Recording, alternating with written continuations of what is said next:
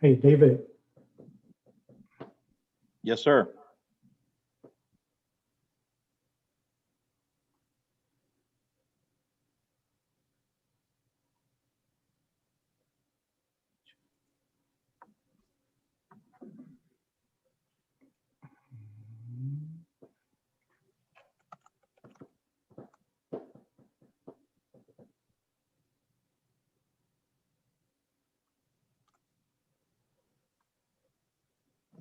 Yep.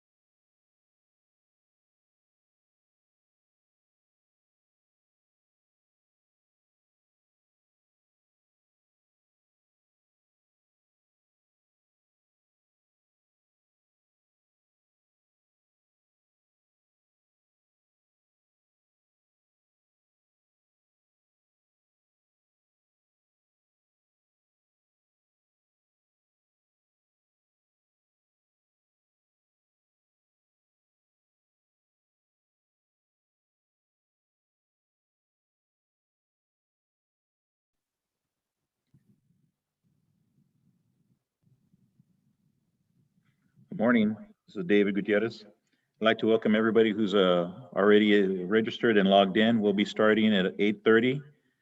Mr. Almaraz, our CEO, will be doing a welcome at that time. Uh, And again, just thank you very much. We've got about 4 minutes before we kick it off. And thank you again for joining this morning.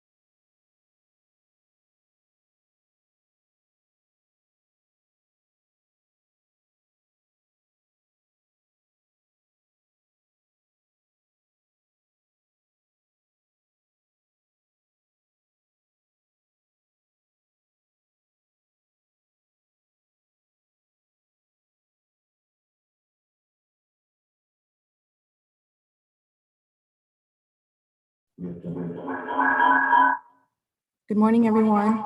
We'll be beginning shortly. Good morning, everyone. We will be starting shortly.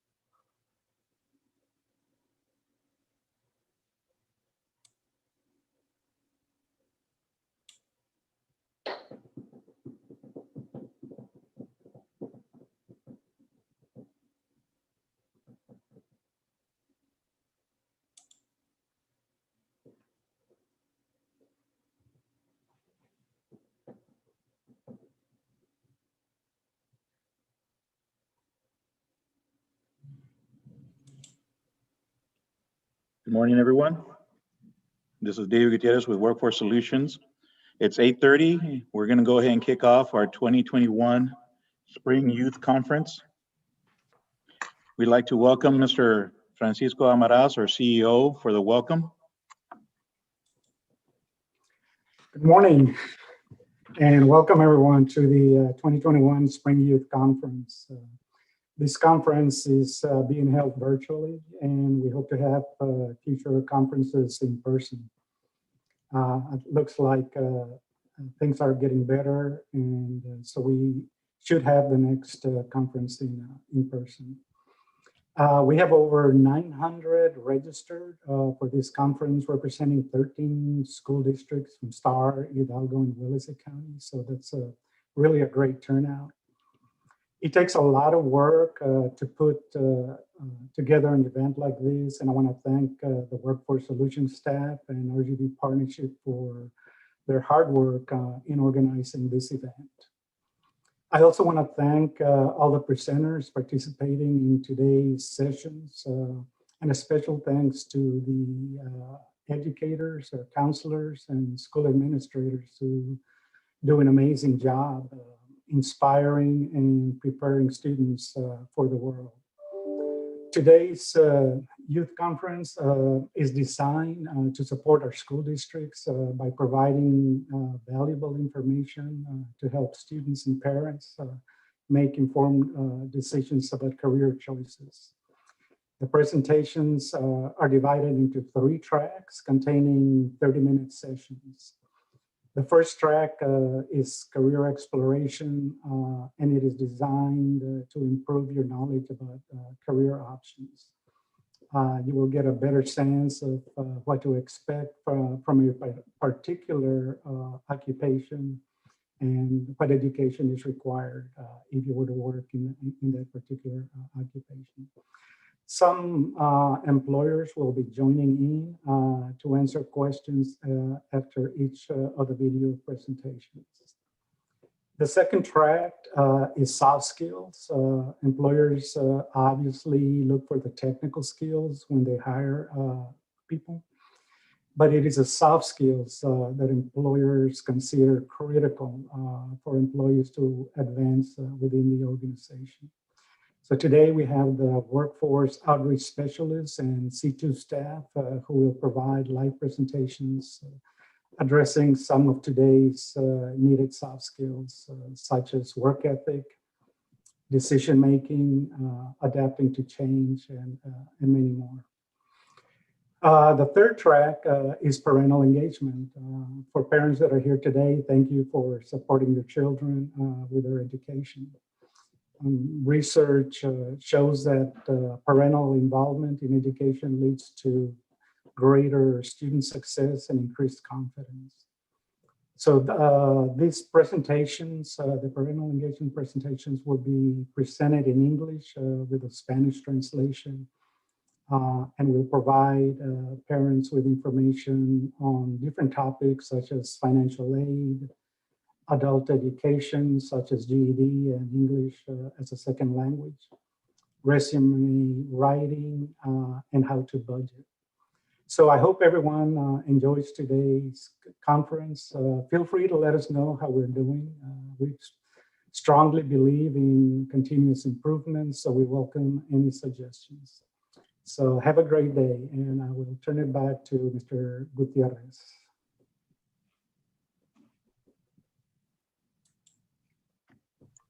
Mr. Maraz, thank you so much for that welcome. We appreciate you taking some time out this morning and joining us. And again, thank you so much for that welcome speech and those words of encouragement. Thank you so much for all those who have logged in. As you know, our schedule is to start at 8:45. So we've got our presenters that are actually getting ready. So what we're going to do is we're going to spend, I know it's still a little early, but we've got about 10 minutes before we start with our first presenter, giving them time to set up. At this time, if you'd like to get up and stretch out a little bit, if you have any questions, just to let you know that this is a Zoom webinar. So once you logged in, you are muted and you are unable to share your screens, but you do have the chat and the Q&A available. So please utilize the chat if you have any questions for us, and as well as enter your questions in the Q&A box. You can find those on the very bottom of your screen. You should be able to see those and you can click those. We do have individuals monitoring both the chat and the Q&A to answer your questions or to log them down for later answers. Also be aware that we are monitoring for any inappropriate questions or comments. Anyone doing that will be asked to leave the room and will not be able to join. So again, thank you for joining us. We're going to give you a little bit of a 10-minute break here, and we'll get started at 8:45. So thank you again for logging in, and we'll see you in a little bit. Thank you so much.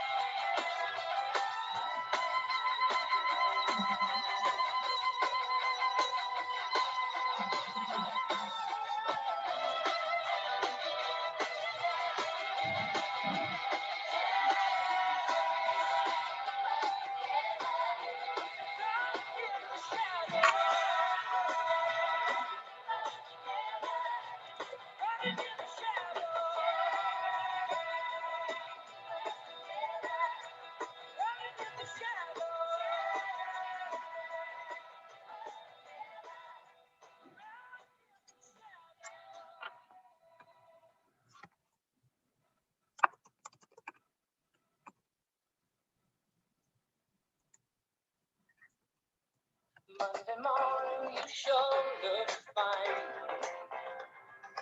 Friday, I got traveling on my mind. First, you love me, then you fade away. I can't go on believing this way. I got nothing but love for you. Tell me what you really want to do. First, you love me, then you get on down the line. But I don't mind. I don't mind. I'll be there if you want me to. No one else I can ever do. Got to get some peace in my mind. Monday morning, you sure look fine. Friday, I got traveling on my mind. First, you love me, and then you say it's wrong. You know I can't go on believing for long, but you know it's true. You only want me when I get over you. First you love me, then you get on down the line. But I don't mind. No, I don't mind. Yeah, I'll be there if you want me to. No one else I could ever do. Got to get some peace in my mind.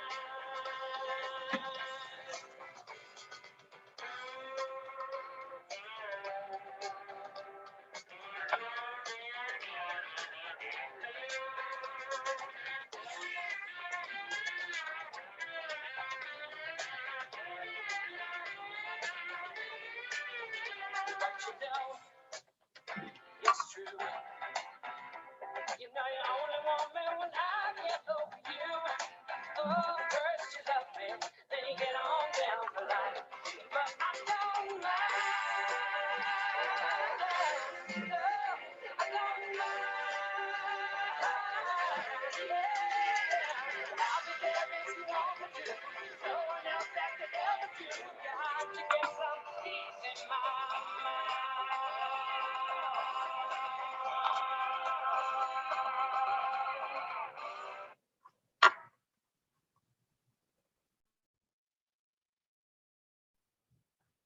Good morning, everyone.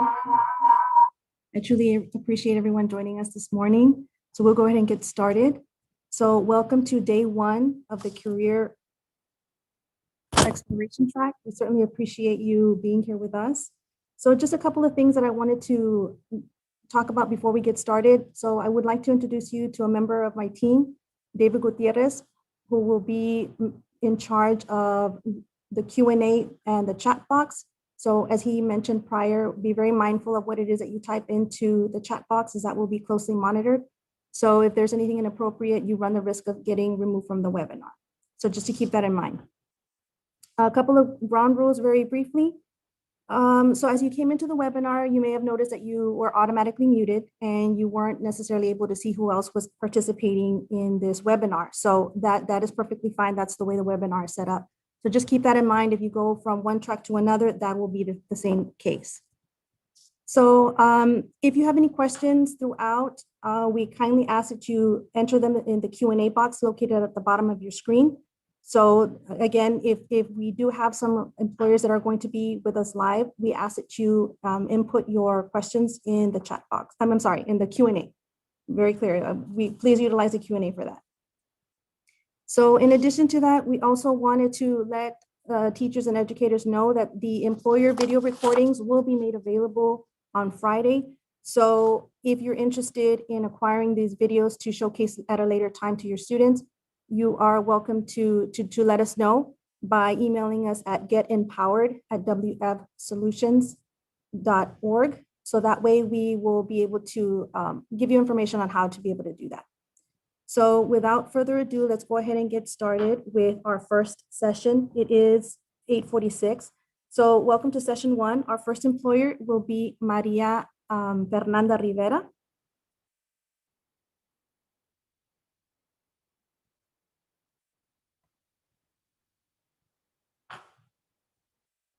So Maria Fernanda Rivera is an infection control practitioner with Encompass Health Rehabilitation Hospital of Las Vegas. So Maria Fernanda Rivera was born and raised in Mexico City. She moved to South Florida at the age of 10, where she completed most of her higher education. She attended Florida Atlantic University in Boca Raton, Florida, where she completed a Bachelor of Science in Neuroscience and Behavior, and later completed a Master of Public Health in Infectious Disease Epidemiology at Florida International University in Miami, Florida. She has worked in healthcare for over 8 years. During the COVID-19 pandemic, she transitioned into the public health sector to help aid her local Department of Health as part of the Healthcare Associated Infection Prevention Program for the Florida Department of Health Bureau of Epidemiology Division of Disease and Control and Health Protection before transitioning back to the acute healthcare setting.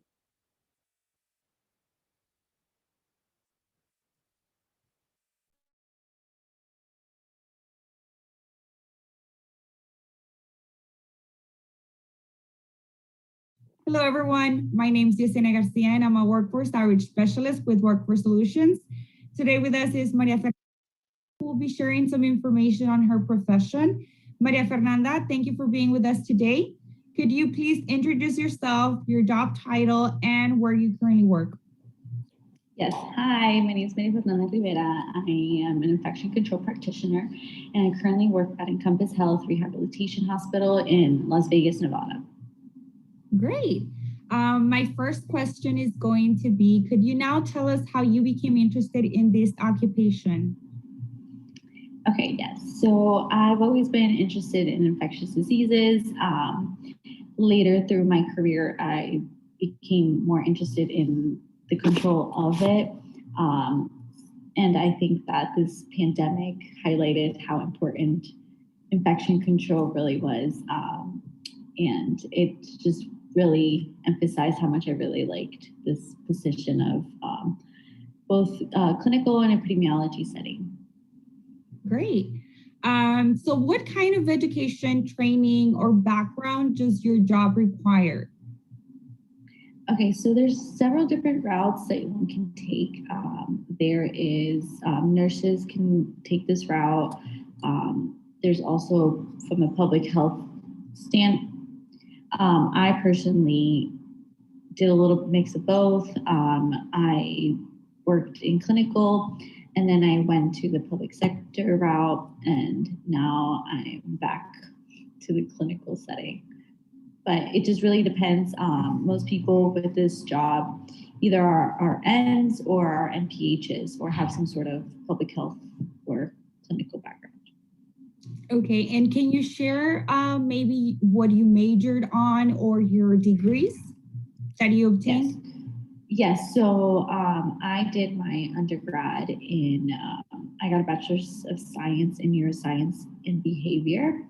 And I later went to pursue a master's of public health in infectious disease epidemiology. Great. And my next question is, what about your skills, abilities, or personal attributes that are essential to succeed in this occupation or in your field? Yes, so having good communication skills is major. Being able to be personable, being able to be friendly and be able to de-escalate from certain conversations and settings, being able to work with teams is very important. Being attentive, creative, quick on your feet, and just good at problem solving is very important because sometimes you just get stuck with challenges in the moment. You just got to be able to work through it in an efficient and calm manner. And I would assume that adapting to change as well, because you are working with infectious diseases, so you never know how people are going to react to it. And I'm sure that like how we went through COVID, how everyone has been responded to it differently. I'm sure you, as someone that's reviewing these infectious diseases, have had to adapt to changes quickly as well. Yes, of course. So that's a great point because, as we've seen this past year, there's different guidelines that have come out from the CDC, from different other organizations of how to treat COVID, the 6 feet apart, the mask wearing, all these things have changed throughout the past year. And yes, it is important to be able to adapt to the new changes and work towards putting everyone in the same page, which is probably the most challenging part of it. If you're constantly changing from one thing to another, people are like, what's going on? But being able to roll new policies and procedures in a good way is very important as well as just adapting overall. Perfect. And next question is, can you describe what a typical workday looks like for you? Yeah, so my day-to-days change, but for the most part, the main thing that remains the same is just surveillance and rounding of the patients, right? So I surveil the patient's charts, if they have any Foleys, any central lines, if there's a new infection that's going on in the patient, to see the trends and the changes to make sure that they came with it or it was acquired at the hospital. So I have to review all the new admissions, the discharges, and like I said, just monitoring the patient's charts and labs, following up with the doctors and nurses, making sure that the staff is, promoting, adhering to infection control practices and just educating the staff overall and just, making sure that everyone in the different departments are doing their And from what I hear from what you're saying is that I believe like every day is different. So you're not doing the same every day. So every day for you would be different. Yes, a little bit of the same. Like I said, students is the same every day, but the different challenges are different depending on the day or what's going on, what kind of patients we have in. If anything, if any new policies or procedures changed, and just tackling how we're going to proceed with making those changes, and making staff aware that things are changing, and so it Great. really depends. Okay. And I know you just mentioned challenges. So I want to ask you a question. So what kind of problems do you encounter on a daily basis? Basically, like I mentioned, just dealing with new information, dealing with staff, just following, just trying to adhere to protocols in an efficient manner is basically one of the biggest challenges. Just making sure that everything is done properly, that everyone's following, the proper protocols when dealing with patients, or just overall Okay. to, ensure that the patient's health is Perfect. safe and good. And my next question is, I guess, a follow-up on that previous question. So what are some of the decisions that you make daily, and how do you make those decisions? So I'm part of the decision-making team. So it depends on what the problem is, Okay. how we tackle that decision. Our number one goal is obviously to prevent any hospital-acquired infections, or from patients declining or getting sick, even more sick at the hospital, right? So I work collaboratively with other departments, such as nursing, therapy, to make sure that whatever challenge we're tackling that day, that we are all on the same page. Perfect. Thank you. Next question is, could you tell us about a work project that you are currently working on? Yes, so fit testing for N95 respirators. So N95 respirators are, they all have different fits to different people. There's so many different masks out there. So it's important that the mask has a good seal in the person that's wearing it. Because if it doesn't, then it's not doing its job efficiently. So we've been rolling out a new method. It's called the quantitative method of fit testing, where we're making sure that they have a good fit factor, so they are not exposed to any pathogens when they're dealing with patients, especially, for example, respiratory techs and other staff that have to have closer contact with the patients.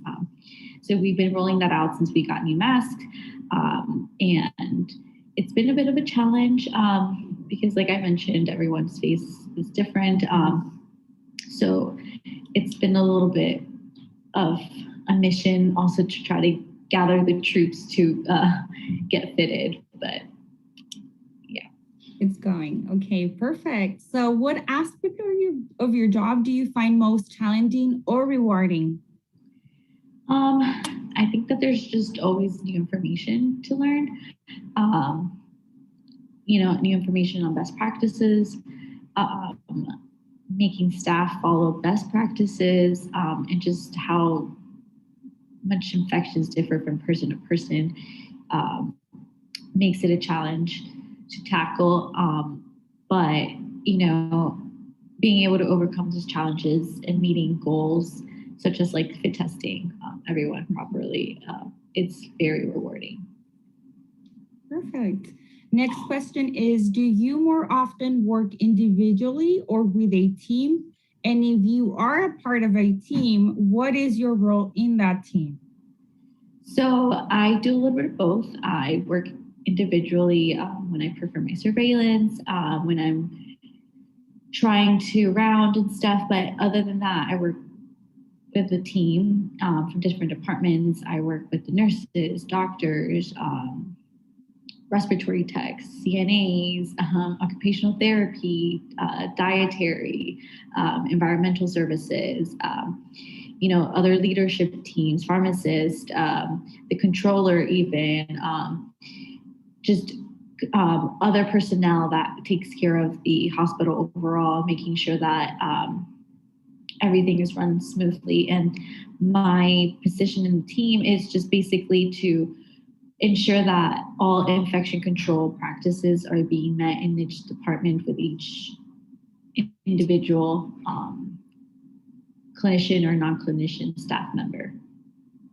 Perfect. Now let's take it back to before you have this job, your very, very first job. How did that play a role in developing any of the skills that you now use in your current position? And this can be soft skills. And what were those skills and lessons that you learned in that job or throughout your jobs? Okay, so I started working as a medical assistant. I've worked in several specialties, and that has helped me work with a mix of patients and doctors or physician extenders. And that has helped me in the sense of just learning how to communicate effectively, how to work with different people. Then working in clinical research, it also helped me be more detail oriented, being able to follow protocols, because that's important when you're conducting a clinical trial, making sure that you're following protocol, being good at problem solving, time management, just being detail oriented and having a sort of a leadership skill, and also just being able to work independently has really helped me with my current role. Perfect. Next question is, what do you believe is the best career decision that you've ever made? I think that this has been my best career decision I've made so far, and I think that I built up to it throughout my years. Like I mentioned, I worked in clinical settings prior. Then during the COVID pandemic, I was able to switch to public health sector for a little bit and helping my my local county Department of Health with the situation. But that helped me get to my current position. Like I said, I was able to use both my clinical and my epidemiology skills, and now I'm able to use them in a broader setting. And I genuinely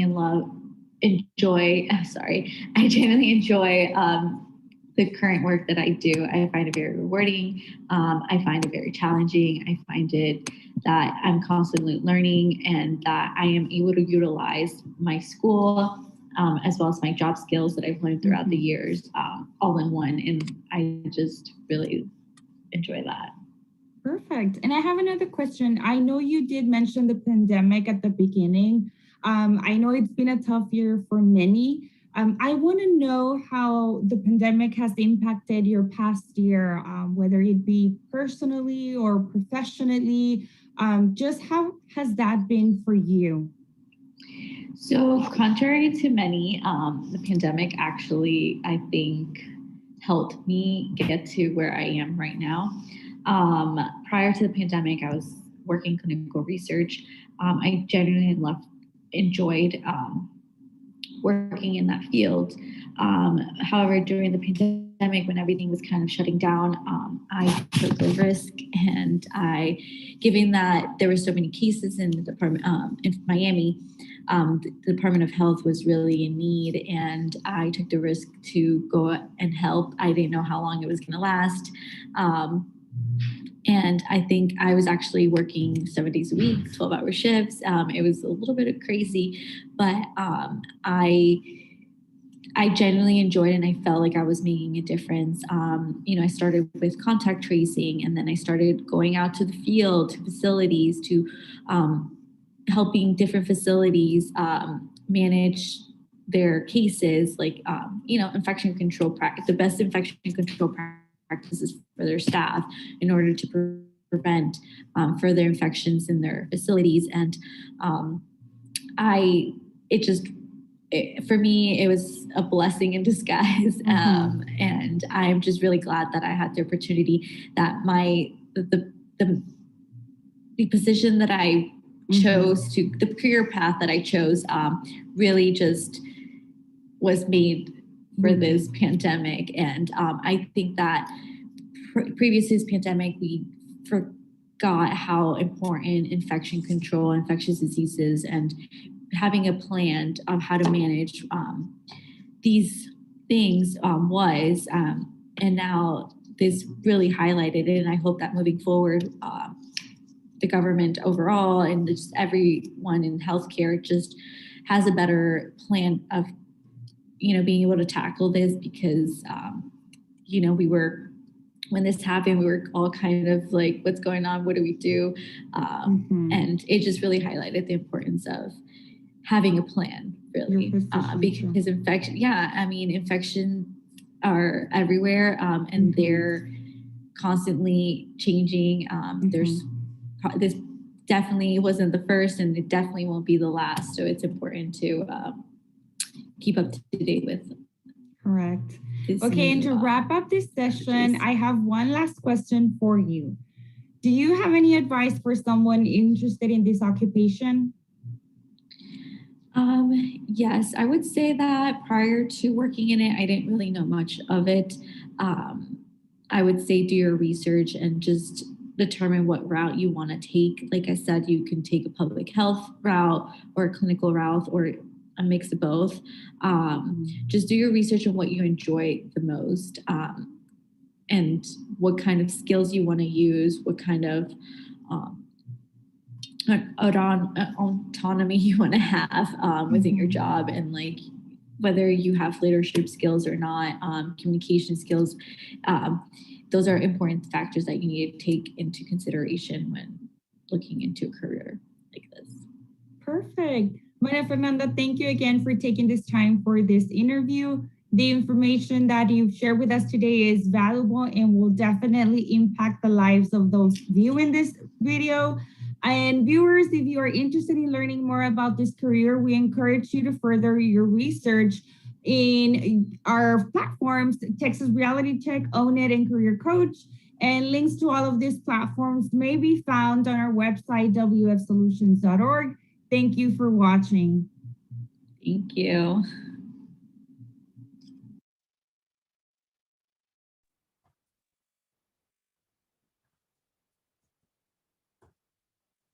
And a thank you to Maria Fernanda Rivera for that interview.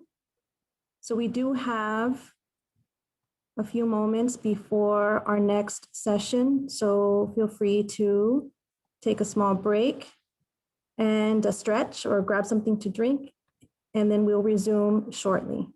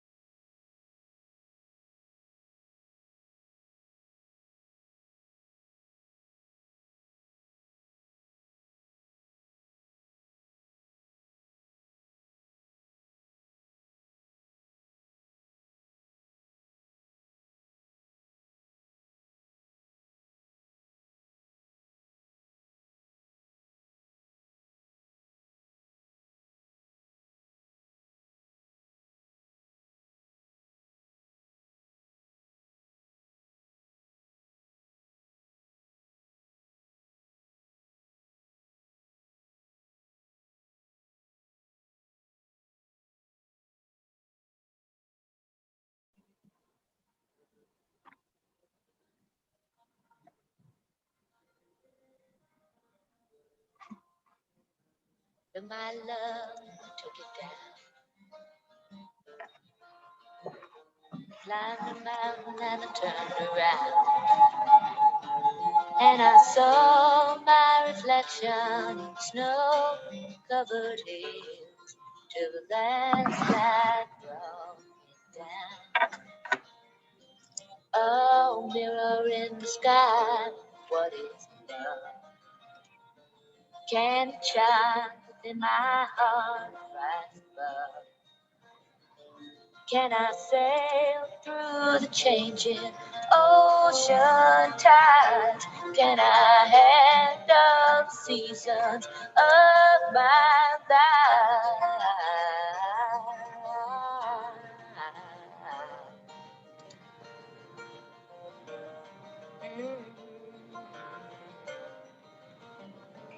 Well, I've been afraid of changing, 'cause I've built my life around you.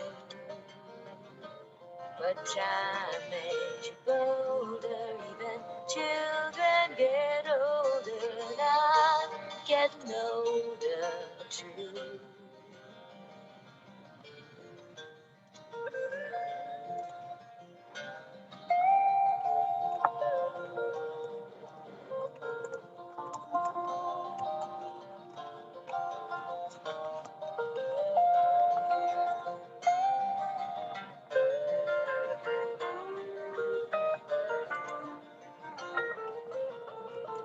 Well, I've been afraid of changing, 'cause I've built my life around you.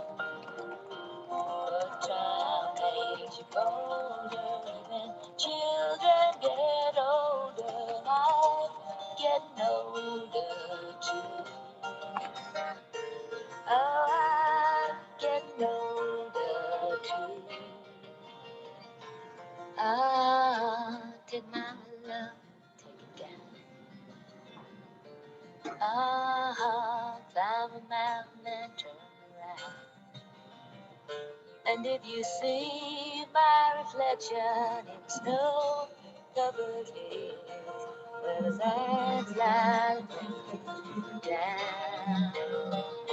And if you see my reflection in snow-covered hills, where the landslide brings down. Oh, the landslide bring it down.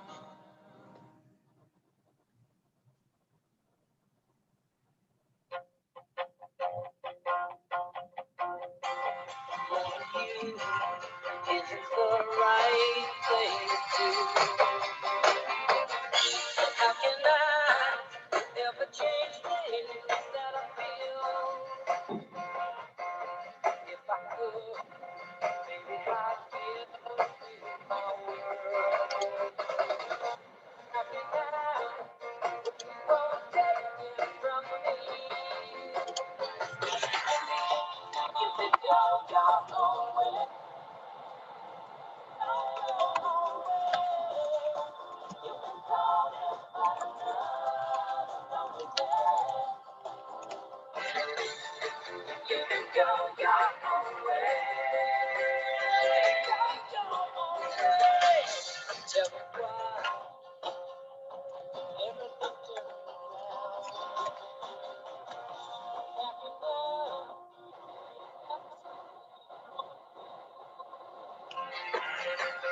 If I could, maybe I'd give my world.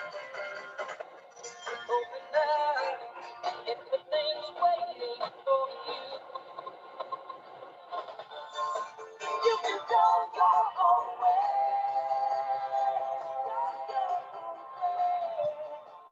You can call it another day.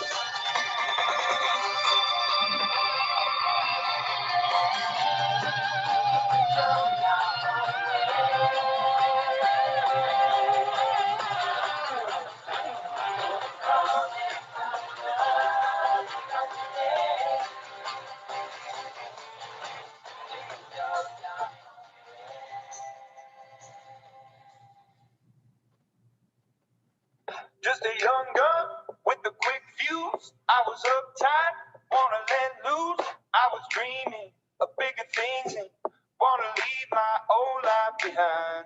Not a yes sir, not a follower. Fit the box, fit the mold, have a seat in the foyer. Take a number. I was lightning before the thunder.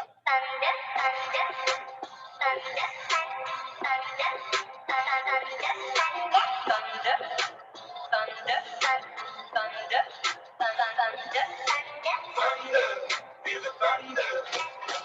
Lightning, thunder. Thunder, feel the thunder. Lightning, thunder, thunder. Thunder.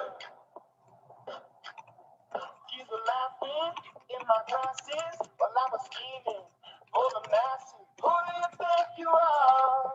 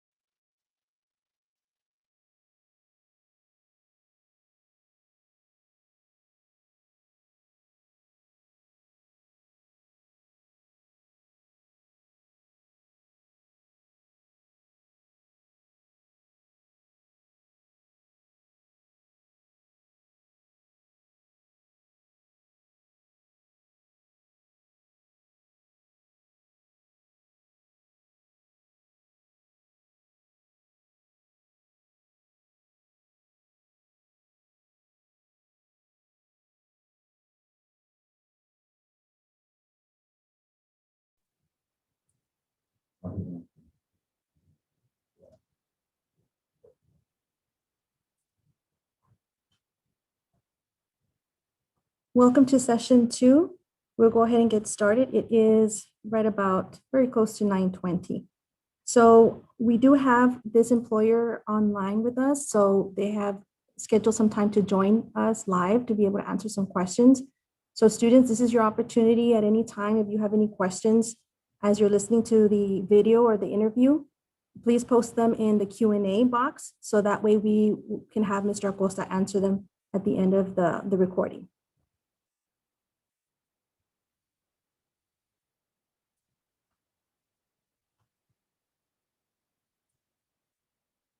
So Andrew Acosta is a park lead wind turbine technician with Vestas.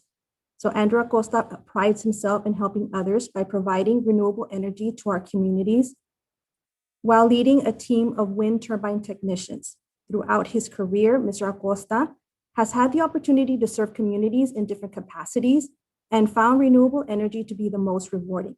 Currently, as a park lead of Vestas, he is in charge of 100 wind turbines at Los Vientos site near Rio Grande City, Texas.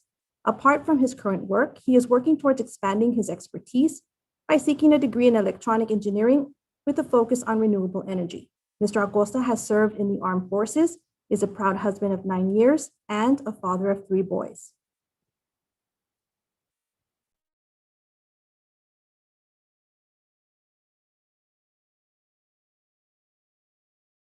Hey everyone, my name is Elizabeth Mesa, and I'm a Workforce Outreach Specialist with Workforce Solutions. Today with us, we have a very special guest who will be giving us information on his profession. Hello, Mr. Acosta, and thank you for being with us today. Please introduce yourself, your job title, and where you currently work. Hey guys, how's it going? Guys and girls. So my name is Andrew Acosta. I am a wind turbine technician. I'm actually a park lead over here for Vestas at Los Vientos, Texas. It's right outside Rio Grande City, Texas. Could you now tell us how you became interested in this occupation? So before I was actually working in the oil field, and before that I was in the army. But I don't know, I just felt like I really wanted to help people. But I felt, I wanted to be home at the same time. But so being able to work in the green energy industry, renewable energy, I felt like I was still being able to help the environment and people at the same time. What kind of education, training, or background does your job require? So for education, it's a plus to have some sort of college experience, either in the electrical engineering or electronic engineering background. Training, we require sometimes a 6-month wind turbine class. We have a couple of people here that took the class out in South Texas College, and some other technical colleges that they offer programs like that. But usually we try to look for people that have hydraulic and mechanical background and knowledge. That's really cool. What skills, abilities, and personal attributes are essential to succeed in your job? So for skills, I have to say constant communication, good communication, teamwork. Teamwork is key. You cannot fix these turbines by yourself. You can't. Something's going to go wrong. You need to be able to communicate with whoever you're with. So we have we have a lead and we have a helper usually when we go out in the turbine. But when you go up that turbine, it's both of y'all are helpers to each other. Can you describe what a typical work day looks like for you? So I wake up at 4:30 in the morning every day, so I can make it over here. The site's about an hour from my house, so I have to be here by 6 a.m. We go through our safety meetings. We end up going up tower, and we end up getting back down tower about around like 3 o'clock. We drive back to the shop and be like around like 4:30. That's when we start heading home. So what kind of problems do you encounter daily? So with problems we encounter daily, so a lot of the restrictions that we have is, since we're out here in the, it's kind of, I'm not gonna say middle of nowhere, but we're restricted to our cell service. We have a lot of problems with that. So we have our radios that we ended up, purchasing, and everybody has connection with each other now. And that's one of the challenges. A lot of the other challenges is, wildlife. We have to respect them. And sometimes, a lot of the people here, we're new. This is a new industry. It's booming. So we have a lot of new brains, new people that need to learn all the new things that comes with this job. What are some of the daily decisions that you make, and how do you make those decisions? So the decisions I make daily, I'm a park lead, so I'm in charge of 100 turbines. So the decisions I have to make, I have to choose which people are going to go where today. So right now I'm separated in 2 teams. It's myself and another technician, and then I have 2 other technicians. So depending on which towers are down and what their skill base and what they specialize in, to determine which towers they'll go to. Like I specialize in generator repair. So say if there's a generator repair that needs to get done, I'm going to go to that one today. If there's a hydraulic work, then the other team will go to that one. Being that you're a lead, is there any projects that you're currently working on? Right now, actually, we just got done with one. Actually, it was a gearbox repair, and one of our guys, he's actually now he specializes in gearbox repair. He was able to gain that knowledge, and it was a great opportunity for him. And we actually that one actually took it was about a month and a half because we had to wait for parts and the restrictions on the wind speeds. Like it really limited us on what we could do. What aspects of your job do you find more challenging? So what I find more challenging, especially now that the industry is booming, we have a lot of new faces and new brains, and it's great, but it also comes with the price that we're not able to do our jobs as efficiently as we could because we're still having to spend the time to teach these new brains while still trying to do our job. So it kind of limits us on our time. Like we have time restrictions, and it really does put some stress on us. And which ones do you find more rewarding? I know you're a lead, so will you find it like rewarding when you're teaching others as well?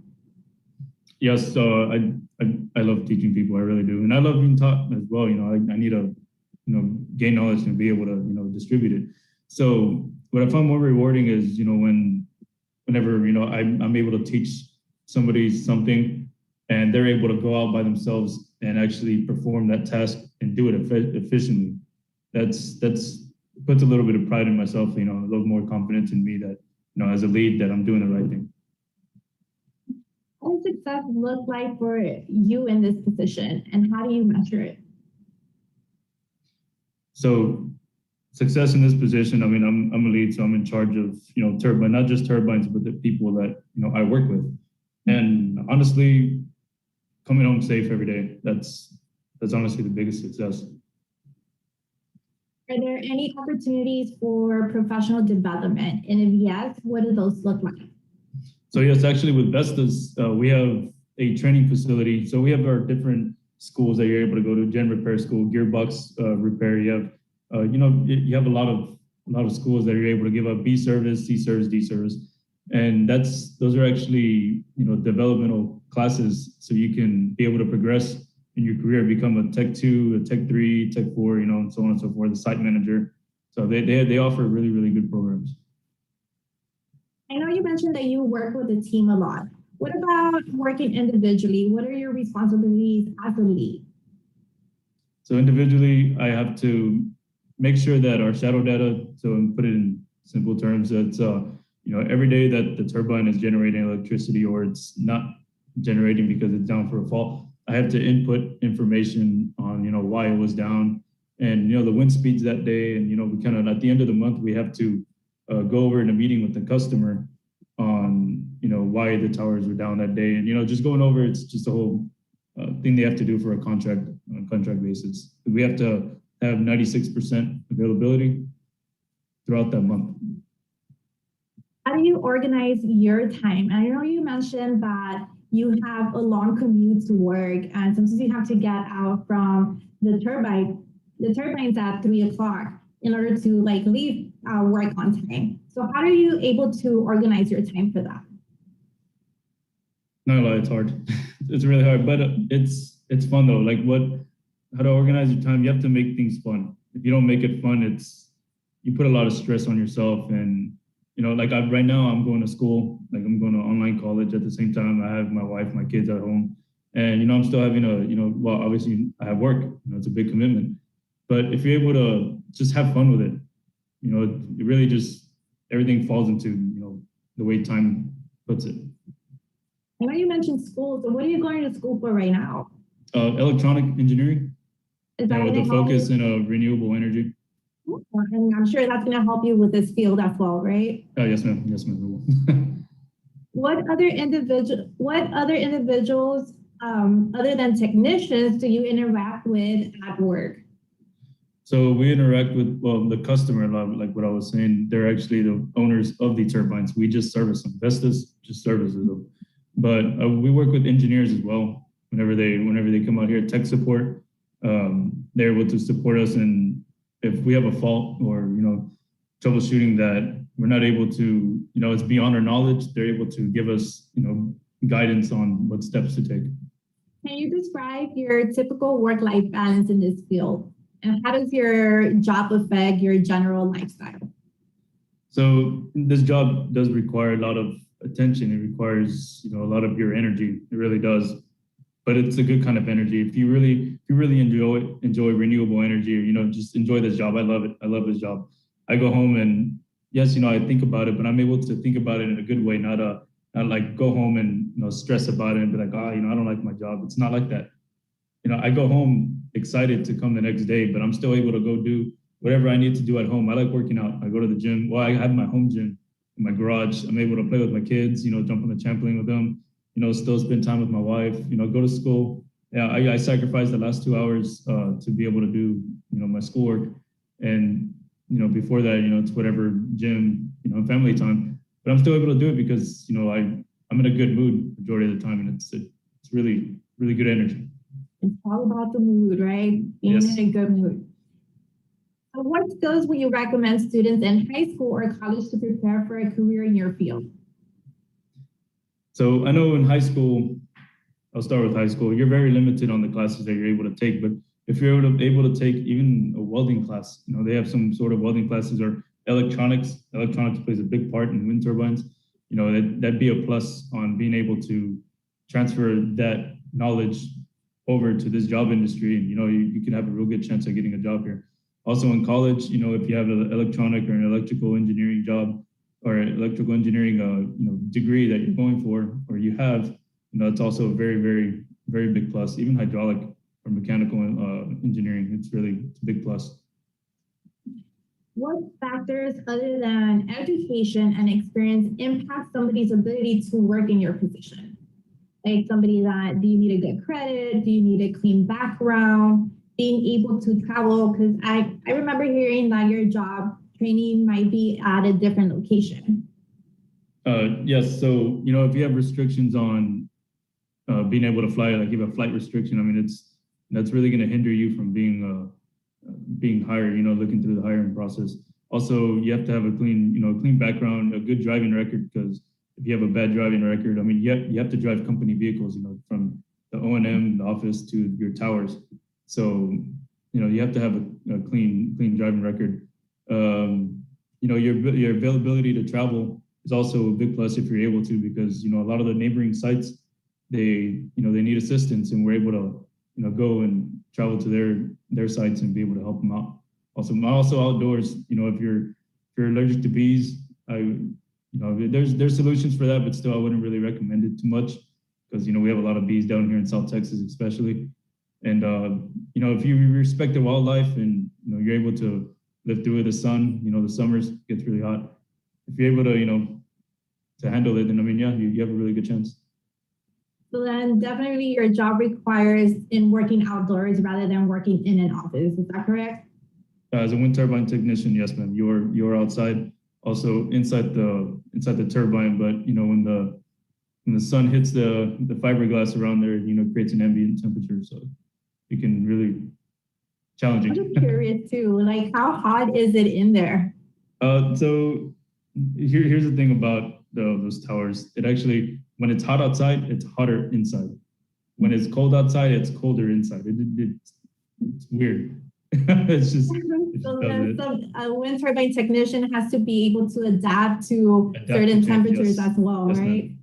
How about the height? Because I've seen those wind turbines, they're pretty high up. Do you all have to climb them to be able to work with them? Yes, ma'am. You have to be able to, to climb it. You have to be in good, I'm not gonna say the best physical shape because, we're not hiring Captain Americas, or anything. We have to be in, pretty fair physical shape to be able to climb. Have no restrictions. Just also if you get real seasick or motion sickness, also, wouldn't recommend it because the turbine moves a lot when you're up there. What current issues and trends in the field should an individual be familiar with, and how will you see them impacting your position? I know you mentioned that it's currently growing and it's been growing for a while, or it's going to continue to grow. Do you see that there's prospect positions in the future in that as a wind by turbine technician? Yes. So actually, since the industry's in the boom phase right now, and I hope it stays in the boom phase. But so there's a lot of positions that are opening up, a lot of newer positions for wind turbine technicians, entry level, and it's great you have all these people coming in. But when more people come in, more positions open up, more sites open up, and more management positions also open up. They're available. So the career progression is there. It's there. It's going to be there for a while, and it's a really, really, really good industry to get into, especially right now. Thinking back on your very first job, how did it play a role in developing any skills or lessons learned, or lessons that you learned that you are now using for this job? So my first job, I actually worked at a uranium energy corporation, and it was a uranium field. We would drill out for yellow cake uranium. So that actually prepared me a lot for the jobs I've had previously and now, because we did a lot of the mechanical, a lot of hydraulic work, a lot of labor intensive work, and we were outside in the hot sun all day in South Texas, and it was really prepared me mentally what jobs require this, like what they require to be able to get where I need to get in life. And working hard, it really showed me that. It showed me communication. I had a lot of jobs that required a lot of communication, and it really taught me that, and I liked it. Leadership roles, it was really good on what my first job taught me. What do you believe is the best career decision you've ever made? This one. This one by far. Yes, definitely transferring over to my oil field / military background to renewable energy. I go home every day thinking like I've helped somebody, and I get to come home every day. Like it's the best thing I've ever had. It sounds like you really enjoy your job, and I do, glad man. for it. I do. I do a lot. Do you have any advice for someone that's interested in your job? Let's say a student wants to go into becoming a wind turbine technician. What advice will you give them? Keep trying. They tell you no the first time, keep trying, keep applying. All right. It's already a no if you don't apply. All right. You just keep applying. They're going to tell you like, hey, you're going to need some sort of electrical or hydraulic background. If you go out and you pursue that experience somewhere, you'll make it. You'll make it. If you show that dedication and that motivation to want to, be in this industry, you'll make it. It's important to not give up, students.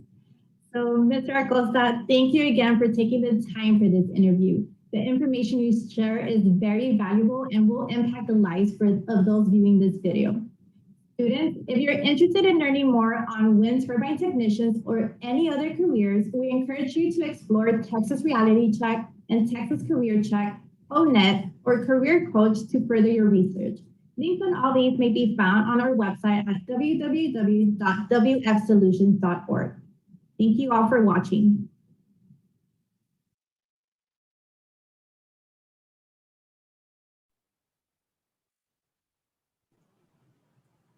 Thank you very much, Mr. Acosta, for that interview.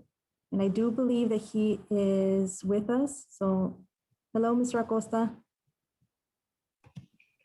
Hello, ma'am. I'm not sure if you can hear me. Yes, we can hear you. Thank you for Hold joining on. us. Oh, what happened? What happened on my screen? Okay, there you go. So thank you for joining us. We truly appreciate you taking the time to be with us today. So let me check with my colleague David to see if we have any questions. Yes, we have a few questions available for Mr. Acosta. The first one, Mr. Acosta, that we got in the chat was, what is your yearly annual income? And I know you answered it on the chat, but if you would do us a favor and just answer it here live so everyone can hear it. What is your annual income? Can y'all hear me? You're on mute, Mr. Acosta. Can you hear There me? you go. Can y'all hear me? Okay, they say they can hear me. So my yearly income, it's, well, from last year it was 68. This year it should be around like 70. I've actually made more hours than I did last year. But starting off, you're usually like at 35 to 45,000 a year. But once you get up to like Tech 2 and Tech 3, the more hourly rate you end up getting, and the more hours you're able to put in, because you start specializing in different projects, and you're able to contribute more. All right, thank you for that, Mr. Acosta. Next question that we had was what college did you attend? So I went to South Texas College for a little bit online. I did my basics there, and then I ended up going to DeVry University. It's strictly online. The VA was able to pay 100% of it, and also the availability of doing it purely online and still able to accommodate my work schedule is the reason why I chose it. All right. Next question that we have for you, sir, is being a turbine technician, what inspired you to take that career? So I've had a lot of jobs, well, not a lot of jobs, but like a good few jobs that, was able to help people. And that's really what I want to do. I'm a helpful person. At least I'd like to think myself in that way. So, I joined the uranium field because, it'd be able to produce energy, whether it be electricity, whatever they needed the yellow kick for. I joined the military. I felt like that was going to be a good career choice for me, being able to help people, ended up not being the choice I wanted. I ended up going to the oil field. I was like, maybe I can, still be in the energy business with petroleum, oil, and gas. But I ended up figuring that, maybe instead of just helping people, I can, be able to help the earth. I'm a green energy kind of guy.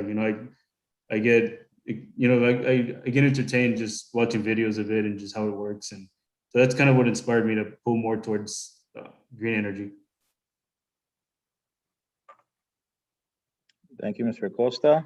Are there any other questions that anyone out there would like to ask? Please place them in the chat or in the Q&A box so we can go ahead and ask them.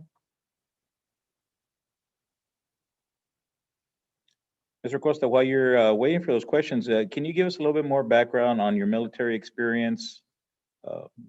How long were you in the service? What factored in for you going in there? What branch? Oh, yes, sir. So I was in the military for 4 years in the Army, and my MOS job occupation was a cavalry scout. I deployed twice to southern and northern Syria in 2016 and 2018. There's a lot of combat, background, wasn't really a lot of hydraulic or electrical knowledge. So I really didn't have any of that coming into this job industry. But that's my military background. Well, thank you. And we were getting some comments from Ms. Castaneda and Isela. And again, from all of us, thank you for your service to this country. We greatly appreciate it. Thank you for the support. We have an additional question, and the question is from Diego Valdez. What certificate or degree did you need in order to become a turbine technician? So depending on the company, because I applied to about like 10 different wind turbine companies. Wasn't the only one I applied to. I applied to a lot of them. A lot of them required either an electrical background, high voltage, either some sort of electrical or hydraulic background, or even like a college degree. But there is some companies out there that just require some sort of like tool knowledge, whether you know how to work an impact, a drill, just, your basic tooling. And, you'll be able to find some companies like that. But usually they want to have some sort of like labor background that you know how to, the safety regulations of tools, your protection equipment and, all that other stuff.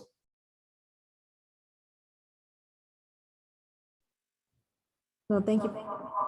Thank you for that, Mr. Acosta. I do have a question for you. So because you're in charge of multiple turbines, can you describe for us how you monitor those turbines? Is it something like, what is the process? Do you have a checklist that kind of goes marking off, okay, this one's good? Or do you have some computer software that helps you with that? Could you describe for us, how that process is, or what that process is like? Yes, ma'am. So we actually do have a software. It's called the Vestas Online Business, or VOB for short. So we're able to see, so in my park, LB4, it has 100 turbines like in that park. So I'm able to see all 100 turbines real time, how much they're producing, what's the wind speed, and their active power, reactive power. It's a bunch of other data that I'm able to see. But yeah, it's basically just one big screen, and it shows all the turbines real time and what their status is.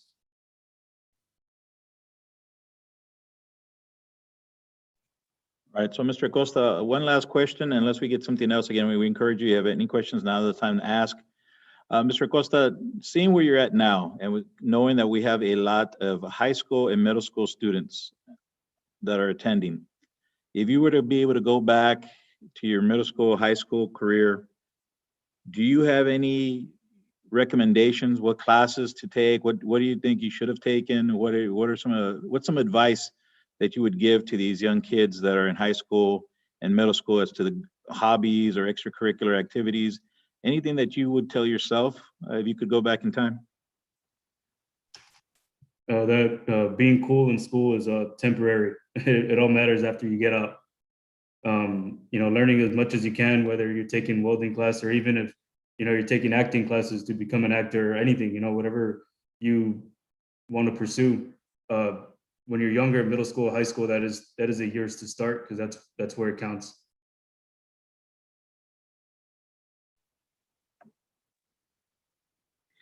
We have an additional question from Cassandra. It is, what is one thing you learned during your job?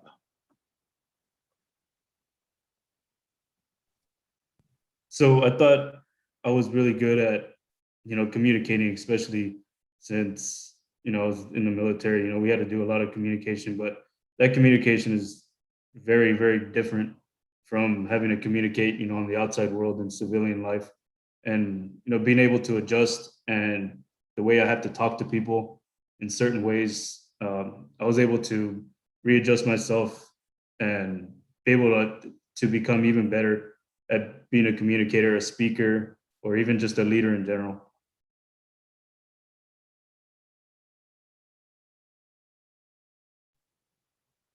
Well, Mr. Acosta, I don't see any additional questions coming through at this time. Again, we'd like to thank you for your time that you provided to us for the video recording, and for joining us this morning to be able to answer some questions.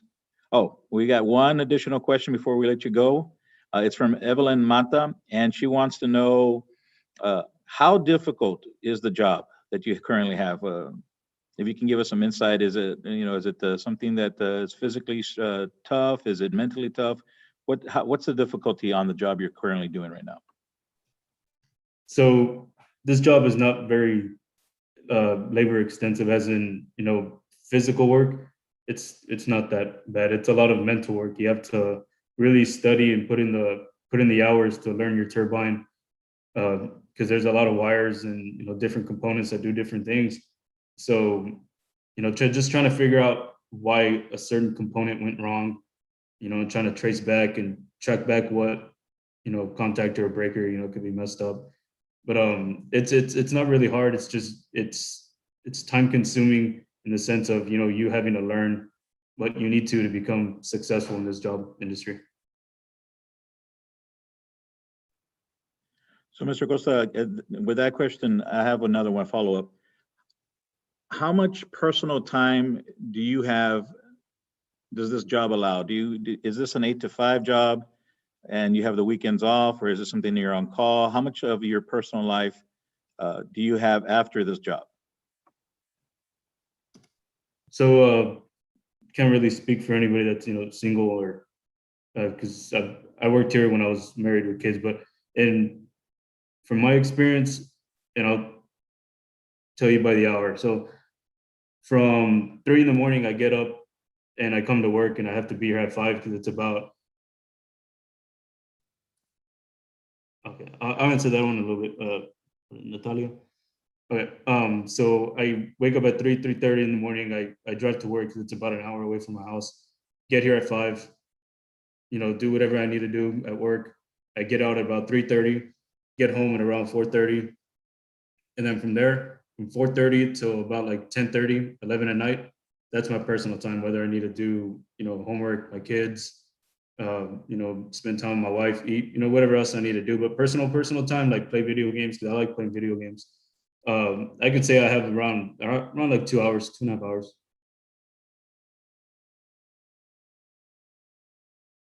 Okay, and now we're starting to get some more questions. So from Natalia, she's asking, and again, you may have answered this again, but you may not have heard it. If you don't mind answering it again, if you did, why did you choose to work with wind turbines? Oh yeah, so I had answered it earlier, but I'll go to answer it again simply. So I like helping people, and what I wanted to do is not just help people, but also help the environment. And I'm real intrigued with green energy. So I found that being a wind turbine technician was beneficial for me. It was either this road or the solar energy industry, but I ended up choosing this one, the wind industry instead. Thank you. And we have another question from Francisco Ramirez. He's asking, in the future, what do you see yourself doing, or what would you think you would be doing in the future? So I have 2 goals in the future. So at least in career-wise.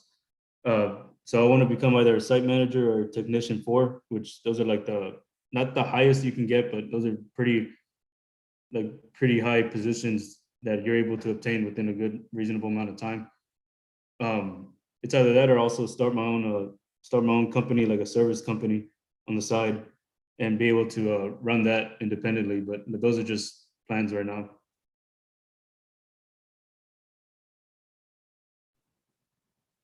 Okay, and then we've got Brianna Aguilar, Mr. Acosta, who's asking, are there any other careers you wish to pursue?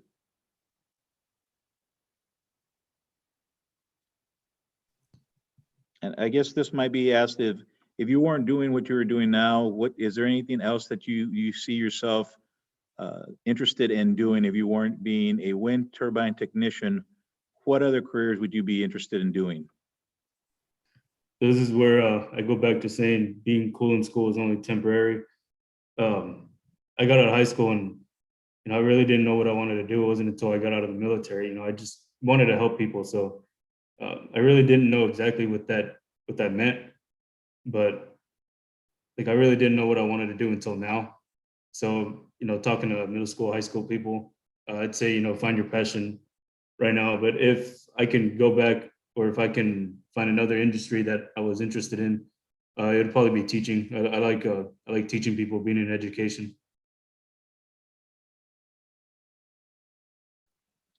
Well, Mr. Acosta, I think that's it. We've got about 2 minutes before our next presenter, our next employer comes on. And again, on behalf of Workforce Solutions and everybody that's here today, we'd like to thank you first for your service to this country, and also for taking time for the videos and for being here and answering questions live for our students and our teachers that are currently on. And again, we hope you have the rest of a great rest of the day and have a great weekend. Thank you so much again, Mr. Acosta. Thank you guys. Thank you guys for listening. All right, we've got about 1 minute. We're going to transition over to our next employer, and I will turn it over to Ms. Geneva Scott.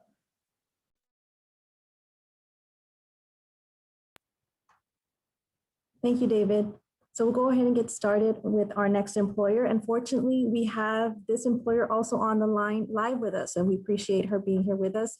So our next employer is going to be Mrs. Castañeda. So let's go ahead and start with that video. So if you have any questions, please be sure to type them in the Q&A box for her as well. So she will be here to answer your questions live. So please take advantage of that.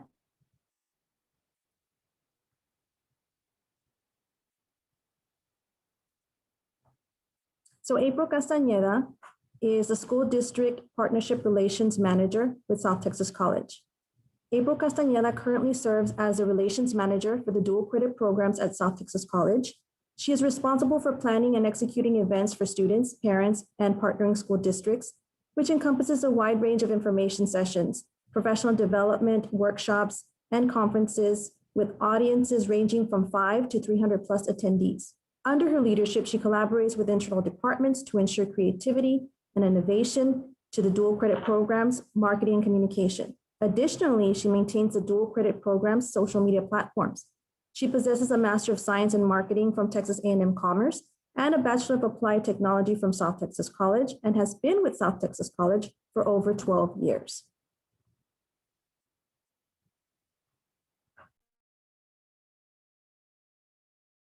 Is a special guest who will be providing us important information about their profession.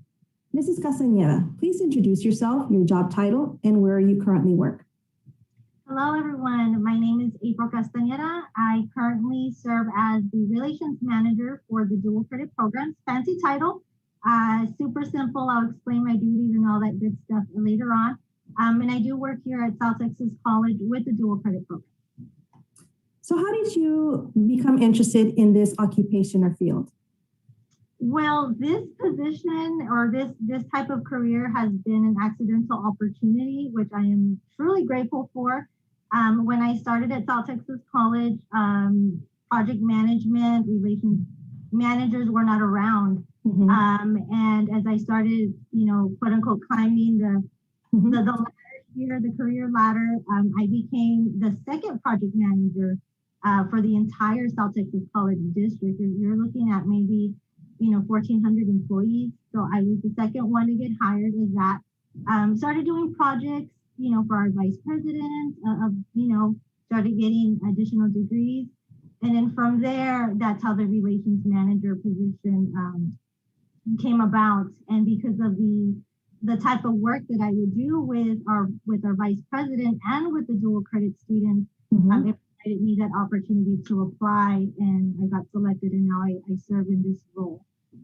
Wonderful. So I imagine it might have been a fairly competitive position. So what kind of education, training, or background does the job require? So I do have a bachelor's degree in technology management from South Texas College. Again, I made history. I was a part of the first cohort here at the college to graduate with a bachelor's degree. That was back in 2007. Right now we offer 5. And then, I took a break. I didn't believe in myself that I can jump that extra step to get a master's. I was like, oh no, a master's, that's too much work. I don't think I can further my education. So it took me a good while. I'm going to say maybe about 8 years to get back into the classroom, which now I'm truly grateful that I did, that I had my family push me. So I do have a master's in marketing. So it's 100% in marketing. It's, we cover everything in that degree. So it's a Master's of Science in Marketing from Texas A&M Commerce. Wonderful. That's fantastic. I'm so glad you mentioned about the importance of having family support, right? To kind of give you that little bit of encouragement to continue to pursue your goals. So thank you for sharing that. So in your profession, what are some of the skills and abilities and personal attributes you find that are truly essential for your position and for you to be successful? So in my position, I guess you can divide it. So 50% is event planning, and another 50% is marketing, is promotion of the programs, is promotion of everything that we offer for our dual credit students. So I'm kind of a Jane of all trades, so I do a lot of event planning, and that takes a lot of detailed work. It takes a lot of collaboration, a lot of teamwork, a lot of negotiating in a sense for Sure. other individuals to help you out to, you know, especially when you don't have any money to buy certain things, you don't have a budget, but they want you to come up with this project. They want you to come up with this type of event. And so you do have to have those negotiating skills, the interpersonal skills, the communication skills, whether that be verbal or written, or even your body language, right? 'Cause that does mean a lot to a lot of people, the eye contact, how you're holding your hands, you know, your body posture. So it does take a lot of communication, a lot of negotiating for the event planning, you know, being very detailed oriented. On the marketing side, that's where I get to use the other side of my brain, right? The creative side. I do a lot of design work. I get to think outside the box. You know, our supervisor allows me to be very creative when it comes to marketing the type of options we offer our dual credit students. And this can be anything from a simple flyer to, you know, a student event that we have on campus or online. You know, I'm very fortunate that I'm able to use those type of skills. So I guess I get the best of both worlds. I'm, you know, very detailed oriented, and then at the same time, I have to be people oriented. Absolutely. So you have to have both of them. Absolutely. And so you mentioned about the event planning, the collaboration, that whole aspect. When you talk about the marketing point of view or that aspect, are you also collaborating with others, or is that more of a role in which you kind of just work on your own? No, I do collaborate with others. So in the marketing that we do, you know, and that can be anything. That can be through social media, it can be email marketing, it can be data collection, because marketing is very, very broad, right? Yeah. So if that is something that you all are interested in, right, in marketing, and a lot of people, when you hear marketing, you think of commercials, you think of billboards, you think of social media. And yes, that is part of it. But if you look at marketing, it's a big umbrella. And under that, you have your data collection. You have your creative services, right? The ones that do the artwork, the ones that the color scheme, you know, color means everything. Yes. In marketing. And then you have your content. You know, what type of words are you going to put out there? What, you know, the verbiage means a lot to a lot of individuals. And then you have another part of marketing, right, which is your account services, the budget. So on the type of work that I do here, I'm able to brainstorm and be creative, but at the same time, I do have to collaborate with our own internal public relations team here, because they're the ones that have the money, right? Sure. So I do have to communicate with them, and then we'll have a big, you know, meeting and then say, this is the type of, you know, information we want our dual kids to know about, or our parents to know about. And then we have a big brainstorming session, we draw it out, and I'm pretty sure you all have seen some of our ads out there on social media, emails, newspaper ads that have been out in the monitor. That's all a collaborative effort. So although I'm a Jane of all trades, it does take a team to do what needs to get done. Yeah, absolutely. You're absolutely right about that. So with that in mind, you're having a dual role. And so how do you organize or manage your time? Especially if you have two different entities there, two different really hats that you have to wear. So that in itself could be a challenge. Oh, yes, most definitely. And I'm pretty sure you as students, right? I mean, you have to manage your own time, right? Your schoolwork. I mean, some of you all are taking like 8 classes, right? With 8 different teachers. And then you're in after school activities, and then you have your home, you know, your chores or anything like that your parents give you. So time management starts really, really early on. But when you start getting into that career, that's when you really start managing it and being very detailed. So of course the calendar, whether that be a hard copy calendar or a phone. And I know a lot of people say, I can't live without my phone, but I'm more of I like to write things down, just so that way I don't forget. So I do have a calendar. I plan out at least a year in advance. So if I already know what type of events I'm going to be having a whole year from now, 2022, right? Yeah. We're already planning a big national conference. So that's already getting in the works. So I do, you know, forecast that. And then from there, I break down the tasks. So say I have 10 projects. From there, I go project by project, and it does take time, but it saves you a lot of headache. So each project, then I go into very detailed. Who do I need to work with? What do I need to do? What kind of risks are we going to take or are we going to encounter? What's our budget? And then we start, rolling the ball. And sometimes you have to multitask, right? You have to, do two things at the same time. And sometimes those things, those tasks will work for all projects at the same time. And sometimes it doesn't. Sometimes you have to go task by task or project by project. But in a nutshell, I try to at least work on 3 projects a day. Like say I do have 10 projects that I need to do, and they're all due, right now we're in April and they're due in October. I break them up. I try to do the ones that I can knock out really quick. That's not going to take that long. And the ones that are going to take long that I need to get, data from or anything of that sort, or I need to get newspaper ads for, social media ads, we start doing that as soon as possible. And then we start detailing it and breaking it down. So you do have to be very, very detail oriented.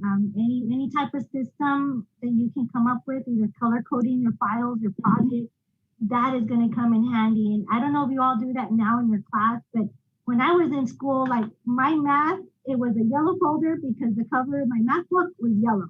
And then the cover of my English book was purple. So I had a purple folder just so that way I knew what I needed to do that day or what I needed to get out of my locker. And I'm talking about when I was in middle school. I started doing that in middle school, and then I took it with me when I started going to college and all that other stuff. So there's little things that you guys are probably doing now that you don't know about or you're not thinking about, but you're probably already doing that, being very detailed and being very organized. That's an excellent point. You're absolutely right. So students, you may be aware that you are probably already doing some of these things. So that's something that it's important to pay attention to and really look at how is it that you manage your own time, your own scheduling, because those are skills that you can certainly use and translate into any job. So that's an important factor. I myself am very much the same way, very visually oriented. Color coding is something that I also find is very helpful for me to be able to use color, to be able to track and code things. So that's a wonderful skill set to have.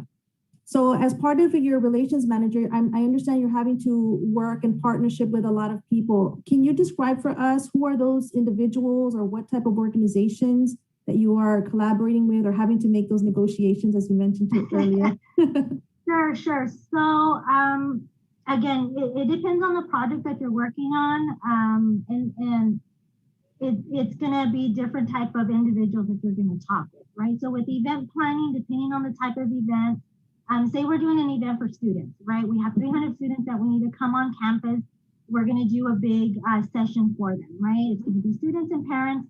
So then I need to talk to, of course, our custodial staff to make sure that we have the facilities ready, we have everything that we need. And now with COVID, right, it's a social distancing, and so it's now an added measure where before we didn't have that. And in the same with our security and our police department, right? We want to ensure that everybody is safe. And then we have to talk to the speakers. What type of speakers are we going to have? Are they going to be internal? Do we need to look for somebody that's outside of the college to bring them in? And then we need to market it. So then now I am now talking to outside individuals, right? Our school district partners, our counselors, our superintendent, and then the students and the parents. We send emails, we send flyers, we send all of this stuff.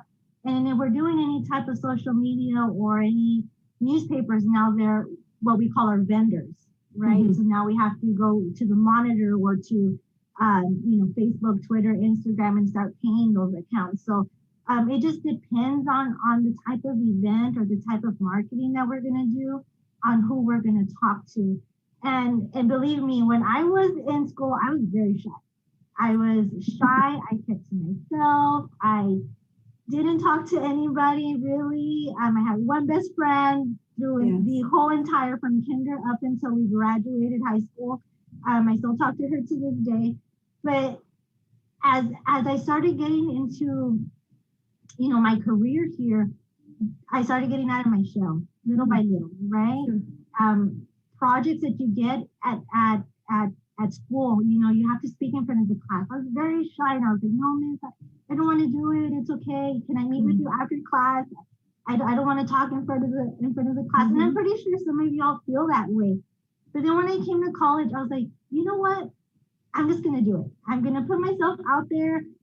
If they don't like it, that's their issue. That's not mine. So little by little, I started breaking out of my shell.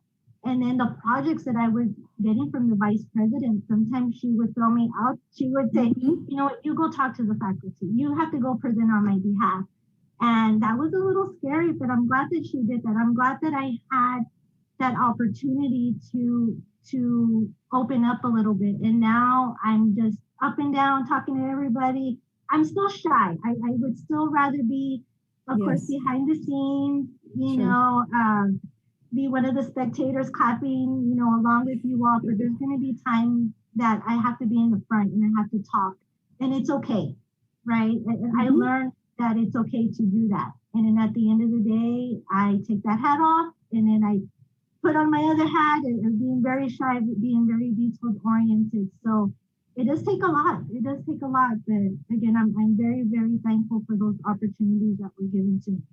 Absolutely. And it does take courage. It does take courage to be able to take that step and to kind of do things that make us uncomfortable. But that's how we grow. That's how we grow professionally, and that's how we grow as a person. So that is wonderful to kind of hear from your perspective. So given that you've been at the organization for several years now, are there opportunities for professional development or advancement within the organization? Yes, I've been with South Texas College already for about 15 years. I started as a student worker. So as I was getting my degree here at the college, I was working part-time at the library, right? And I think that's where I also found a little bit of my skill set of being organized, organizing the books. You don't think of that as somebody that checks out the books. You just check it out and you put it back. Right. You don't think of anything of what happens after that. But organizing the books, making them look nice for you all, I started developing those. So then the opportunity came about to apply for full-time there at the library, right? The supervisor, the librarian there saw my capability. So I did that. I did a lot of training. Training that the college provided, and then at the same time, I started doing trainings on my own at home. I started reading books. I started, of course, Googling, doing YouTube, things of that nature of how to be a better employee, how to get a little bit more organized. And once I got my bachelor's degree, those doors opened. Here at the college, they all opened. I applied for about 4 different positions. I got offered all 4 different positions. I went to one course.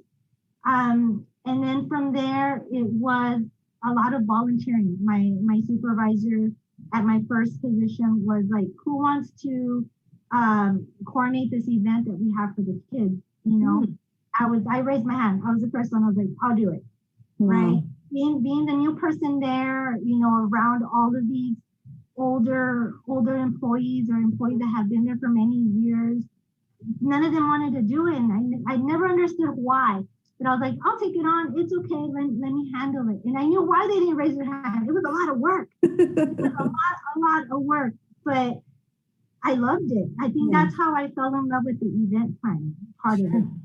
Sure. And then through that volunteering, through me saying yes to them, right? I knew my limits at the same time. There was stuff that I would say no to, and it's okay to say no, right? And then there's stuff that sometimes you got to put yourself out there and take that risk and say yes, right? Especially if it's going to take you out of your comfort zone.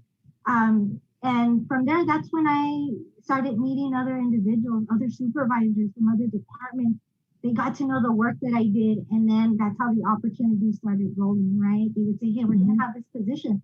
It's a higher position than what you're in. Do you want to apply? I took it, applied, I got it, and then I just kept going. So I started off as a student worker. Then I went to a specialist level, and then I went to an advisor, and then back to a specialist, and then a project manager, and then now as the relations manager. And it didn't happen overnight. Don't think that it happened a year and a year and a year. I've been here for 15 years. And Right. I've had about maybe 5 different positions. So I did, maybe 3-4 years in one department and 3-4 years in another department.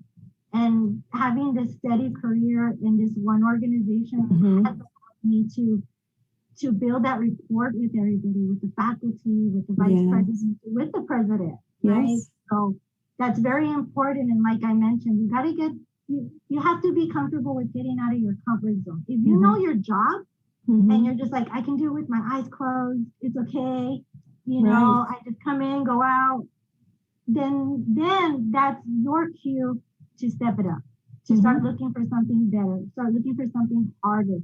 You don't ever want to be content with what you're doing. And I mean, no offense to anybody on this in this Sure. conference, right? But you always want to do better. You always want to challenge yourself. And even if that means that it's going to make you uncomfortable, Mhm. that's when you need to start doing it. That's absolutely right. That's a chance you're going to have to take in order for you to kind of see for yourself. Taking risks is also part of job growth and professional growth. So, and in addition to all those things, I understand that you also had the opportunity to teach there at the college. Yes, yes. So, going back to those degrees are important, right? The education is important. That's something nobody's going to take away from you. But as you start getting your degrees, those opportunities are going to open up for you. Those doors are going to open up for you. So after I got my master's degree, I was just joking, and I hate to say that, but I was joking with one of the faculty members that teaches business, and I was like, "Hey, do y'all have an opening, for an instructor here at the college?" He's like, "Yeah. What degree do you have?" I was like, "Marketing." He's like, "Oh my God, that's what we need. We need a marketing instructor. Like, are you interested?" And I was just like, "Oh my God!" Like, I was taken aback because I was just joking around. Yes. I wasn't really looking for it in a sense, right? And he's like, "Apply." So went home, thought about it over the weekend. I was like, what do I have to lose? I already have a job, right? Right. If they say no, it's okay. Right. So I applied on a Monday. By Thursday, the department chair calls me. He's like, "I have a class for you. Are you ready? It starts on Monday." And I was like, "No, wait, that's too soon. I'm not prepared." He's like, "Well, we need somebody to teach marketing for these kids, right? They want a major in marketing." And I was like, "Oh my gosh." So I was like, "Okay, fine." And again, right, we're talking about getting outside your comfort zone and taking that risk. Yes. So I had 3 days to prepare. 3 days to prepare, publish my curriculum, find a textbook, everything. And I've been teaching already for about maybe going on 4 years, and I love it. It's different. It's different teaching those kids, and I'm talking about college kids, right? Yes. They're 18, 19, 20. Some have even been 50 years old that are in my classroom, right? But they want to major in marketing. They want to know what it's about, and it's students even in culinary arts have to take that marketing course that I teach.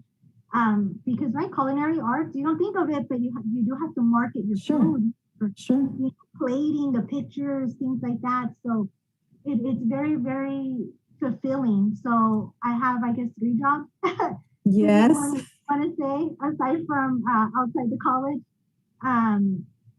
But I mean, it's all about those degrees, and in conversation with somebody else, I was telling them that when I started at the college, I changed my major multiple times. I started in photography, I started in art, I started in teaching, and I just kept changing it for whatever reason, right? I was like, I don't even know what I want to do with my life, right? I don't know what I want to do. And then from there, I settled on business, right? So majored in business, went forth, and then now it's kind of coming full circle, right? Photography, I get to take pictures here at work. Sure. Right? Art, I do a lot of creative work, a lot of design work, a lot of flyers, being very, thinking outside the box, being very creative. Teaching, that's what I'm doing, right? And I do it part-time, and I do it after 5. So I do my full-time job, and then after 5, twice, 2 days out of the week, I go to the classroom and I teach those kids.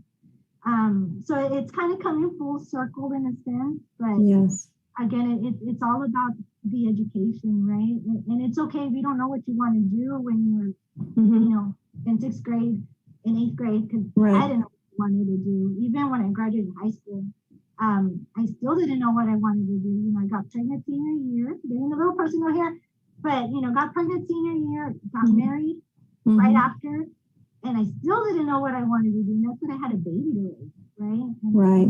now I was a wife. And I was like, oh my God, what am I gonna do? And I took a year off, right, to raise the baby. And my husband's like, you need to go. You need to go to work. You need to go to work or go to college, right? Right. College, of course, the preferred choice. And that's what I did, and I haven't stopped. So yeah, I know I got a little personal, but just so that way you all kind of get the big picture that I wasn't your traditional student. Right. I wasn't one that went straight through.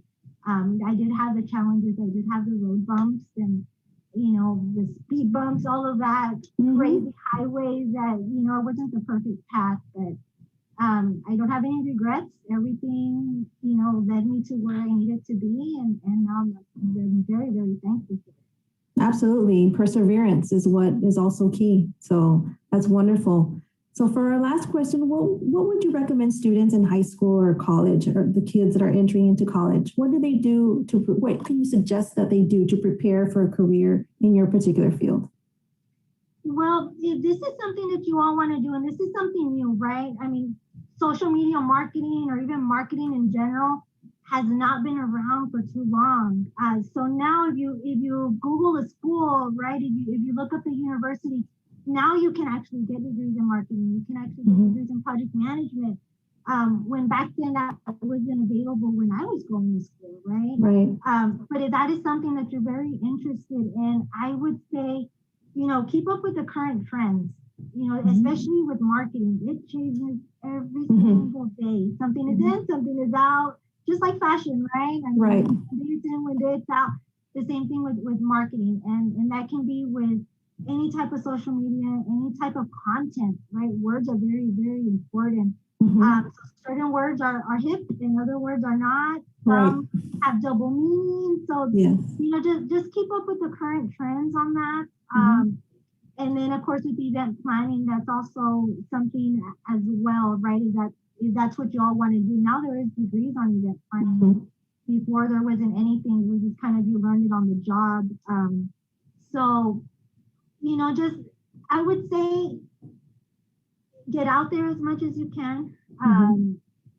If you can volunteer, you know, or you can even start planning like your little brother and sister's parties, right? Sure. Like assist your mom or your dad or your relatives with it, right? They're gonna say, hey, you know what? You know, so-and-so is turning 15 and we can't host a big event because of COVID, right? You can't have everybody in one room. But now you can do drive-throughs, right? Down your neighborhood. Yes. Help them out. Help them, you know, coordinate that. And if you know design work, Photoshop, Illustrator, you know, volunteer. Like, you know what? I can make you a flyer. You know, I won't charge you. I won't do anything. Just give me the details. Let me do that for you. So it's a little bit of that, right? Start small. Start with your family, and then as you get into your degree, then of course those opportunities that the instructors are going to give you is going to be out there. Wonderful, wonderful. Thank you so very much, Mrs. Castañeda, for joining us today. We truly appreciate you taking time from your busy schedule to participate in this interview. Your knowledge and experience is valuable and informative to all those listening and viewing this video. Students, to learn more about this career or any other career, be sure to explore any one of the following resources. Texas Reality Check, which helps you understand if you're able to afford the lifestyle you want and find the occupation to help support that lifestyle.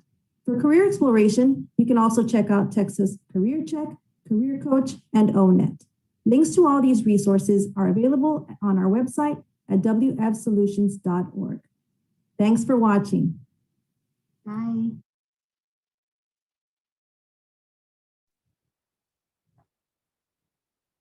Thank you very much for Mrs. Castañeda for joining us. We truly appreciate it. So let's go ahead and take a look at what questions we have. And I'll have David go ahead and read them out to you. So thank you for joining us again, Mrs. Castañeda. We truly appreciate it. Thank you so much for having me. Castañeda, I'm looking at the chat box and the Q&A box. I don't see any questions coming in. but let's give the group a chance. I know that we got a lot of questions on the last one once the video stops. So again, are there any questions? Please enter them in the chat. I see some hands coming up, and I'm not sure if they have questions. I see Mr. Garcia, Jorge Garcia, if he has a question, if you would type it in the chat. As of right now, no questions.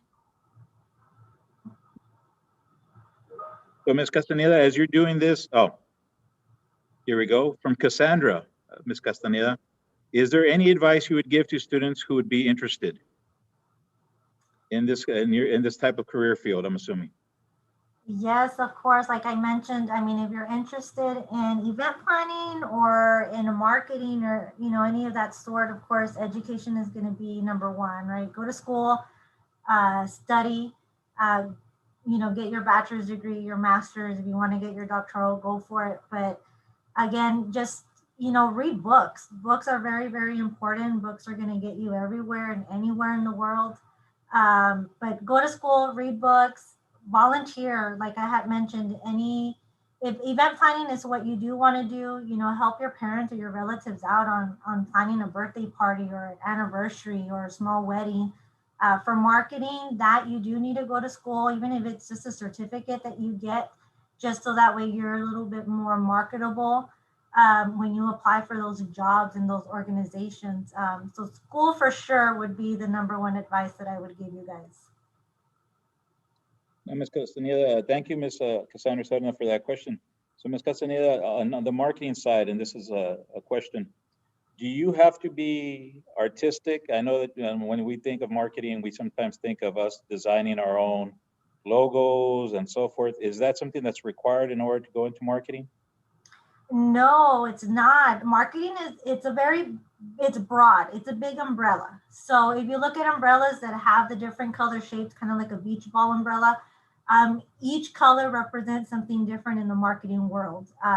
You can have a degree in statistics or in math, right, and still be in marketing. That's the data collection part of it. That's the research part of it. You know, what are kids into, you know, depending on the type of project that you're working on, right? Like what are kids into? What are adults into? What are males into?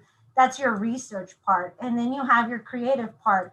Those that do like that design work, they can study that. They can have a degree in computer science or graphic arts and still be in a marketing firm. And then you have, you know, individuals that have a degree in English or in writing or in communication.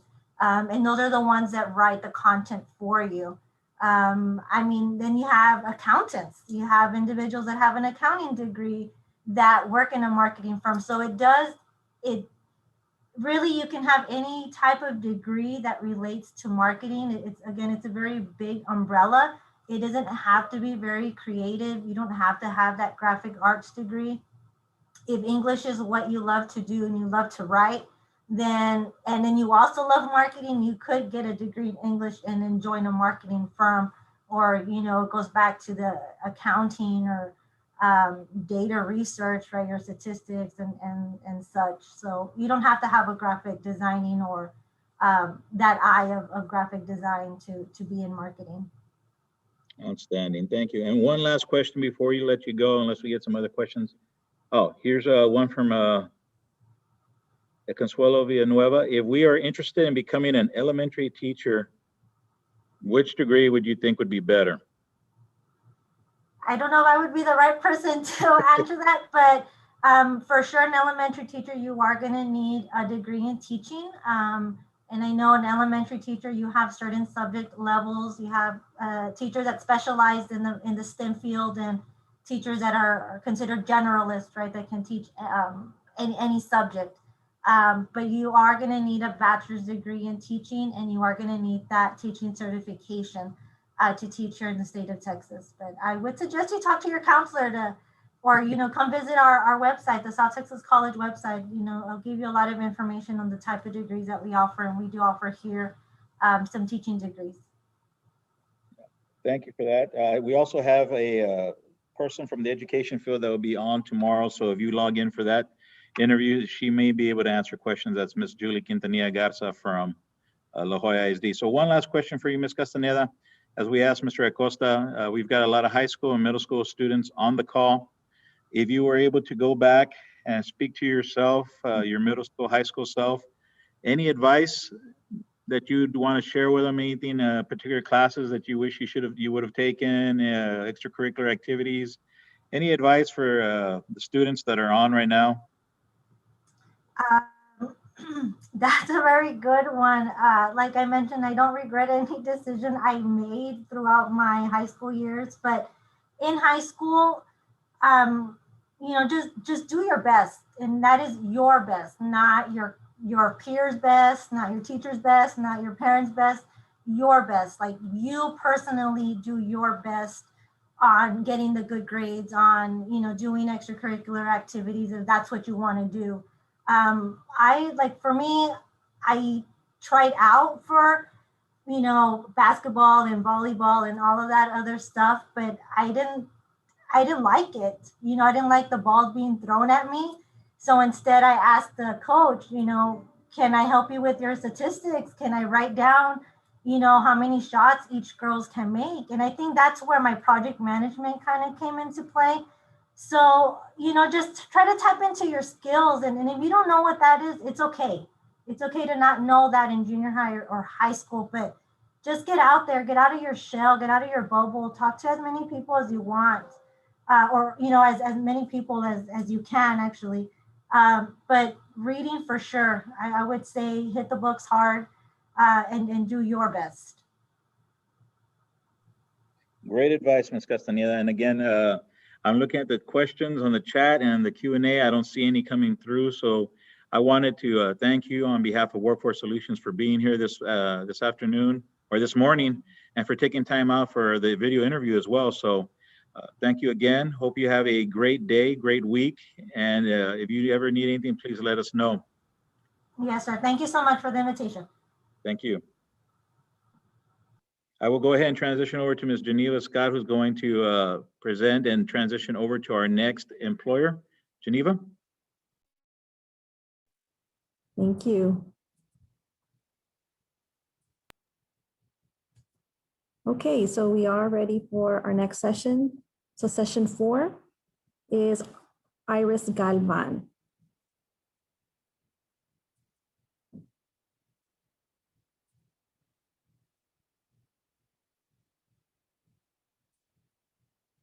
So Iris Galvan is a front desk supervisor and National Academy of Sports Medicine, NASM certified personal trainer at Gold's Gym.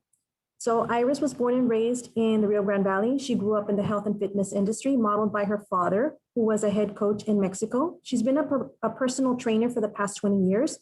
She is a certified personal trainer in the National Academy of Sports Medicine, Total Resistant Exercise, and P90X at Gold's Gym in McAllen, Texas since 2008. She takes great pride in helping individuals reach their fitness goals.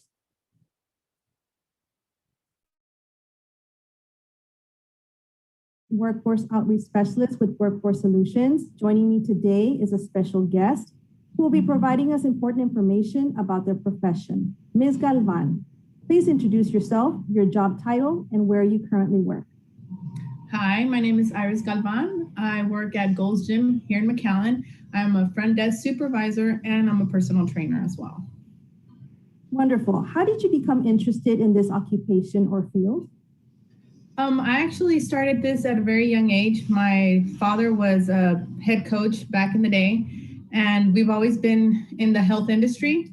Then, some things happen, but you want to have this ideal body. So anorexia and bulimia were part of my life. So I learned with this, and this was what got me out of that. And I've been with this ever since, since 14 years old, actually. I see. And so with that in mind, what are some of the things you can share with us about education, training, or even certifications that may be required for this job? Okay, so for personal training, it's personal experience. So if you have a personal experience, that's awesome right there, because you'll get to learn on a personal level. To become a certified personal trainer, one of the best certifications is called NASM, which is the National Association of Sports and Medicine. That's like the highest of the certifications for personal training. it's a 6-month course, but if you're studying kinesiology, that comes in hand. So, but yeah, it's you do have your certification. They pay better if you have your certification, obviously. There's different types of programs. I've heard, there's other programs where you do get to do it with people, but then you have also the choice of doing it on your own at home and get the certification. So, I mean, it's very convenient. Yes, it allows you to expand your base, right? Your clientele, sort of. Yes. Okay, so given that you work with people on a daily basis and as part of also as a manager, supervisor, what are some of the skills and abilities and personal attributes that you find are essential to be successful in this job? Okay, so people person. If you're gonna work in the health industry and the gym industry, you have to be a people. You have to know how to socialize, talking to people, because that's how they're gonna know you as a trainer. Okay. They're coming in already and they see us trainers and we're very intimidative sometimes. And so we're gonna have a face like, or just with a strict face. Yes. That's a no-no. You have to be smart, socialize. That's your best bet to work in a gym industry. You have to be approachable. And how can you not be approachable working at a gym? You're comfortable, you're in leggings, you're in tennis shoes, you have your ponytail. You get to meet a lot of people. So it just helps out that, being sociable. That's the best thing I can tell you. And who doesn't like making friends and, interacting with people all day? That's true. So when you're interacting with someone, what are some of the things that you have to ask in order to determine what their goals are when it comes to fitness? So usually as a personal trainer or just even working in the front desk, because some people just come in and ask like, hey, I can't do a personal trainer, but I have this in mind. Okay, right. So from there on, as a personal trainer, that's you're supposed to do sales to try to get them in. But you also want to help out because that's still your job as a personal trainer. You don't want people to get hurt. What is it called? What you want to do is you sit them down. I like to usually take them up to a treadmill, not sit them down so much. Go take them to a treadmill and talk to them while they're being active. Mm-hmm. And maybe after 20, 15 minutes, of talking, tell them, how did you feel right now? And she's like, well, I feel good. Well, you've done 15 minutes and you seem okay. You're talking fine. So that's encouraging them, and motivating them, showing them that they can do it. It's just all mental sometimes where I get bored. So you have to show them the tricks and points to this where it can be fun. They can reach their goals. And obviously you have to ask, what do you have in mind? Right. What do you want to do? I usually tell them, do you want to work on this area of your body or in this body? So they'll be like, you do whatever. So they're my canvas. I do whatever I can and modify everything for them just so that they stay encouraged to stay in that, to stay in the gym actually. So. And that's a good point. That it's very important to know that there's an alternative way to do something. Yeah. That way it helps keep the motivation going and the person will feel successful at the end of that workout. Yeah. So that's how you get to know them a little bit. You get to know a little bit of their lifestyle, what they do, if they have kids, if they're, or they're single. Mm-hmm. That's how you get to know what they do. And okay, well, let's change this up. Oh, I have kids. Okay, well, let's change this up. Oh, I'm single. Then come a little bit more often. Right. So. No excuses, right? Yeah, no excuses. That's true. So in addition to the consulting that you do, what are some of the other day-to-day responsibilities that come along with your job? Okay, so day-to-day is basically making sure the equipment is in good condition. There's the gym floor is my office. So it's like I tell everybody, it's my desk. I want a nice clean desk. So I make sure the weights are in order. Members are, being taken care of, like if they have questions or, a friendly smile, motivation. Sometimes, you see members here every day and sometimes they're like, I'm leaving. Your job as a trainer or a front, like employee here at the gym, it's like, hey, make them do another set, make it enjoyable for them, you know? Just making sure that the front desk and the gym floor is clean and it's nice where, you know, people want to come in. You don't want to go into a dirty gym. Right. Also, you know, greeting members, making sure that, hey, do you need help with this? Or if you see somebody, this is as a personal trainer, my job is also to walk around the gym floor, make sure that they're doing the exercise correctly, because that's where they can get hurt. Sure. You know, you get a lot of young people that want to lift so heavy, and my job as a trainer is not just to personal train, but make sure that they don't get hurt while they're trying to do that exercise. So, I mean, there's a lot of other stuff, but that's like the main thing, just making sure we're taking care of our members. Okay, excellent. And so what would be a challenge that you have come across, some unexpected challenges that may have come your way? I can think of a big one. No, you're good. No, I've had, when you're overweight or you have a disability, you feel intimidated, okay? So you're already on the defense, you know. I've had where we had to call people to get an orientation to bring them in, encourage them, right? And I'm just calling, and I think this is one of the most hard ones where I'm calling and I'm just letting them know, hey, you know, I see you just signed up. I'm calling for your free assessment. You know, you get this and this, and I'm trying to get them in. Sure. I never met this person. You know, you don't meet these people. You're calling on the phone list, and you get the ones who are very sensitive because, you know, they have their problems, and you get the ones that are like, oh, you're calling me fat. And I'm like, no. This is for health reasons. This is not just that. So then you get them on the phone like that. You get them here where you're trying to help them. And, oh, I know what I'm doing. And I'm like, yeah, I'm trying to help you. So that's the biggest thing, because people take it very the personally. wrong way, very personal.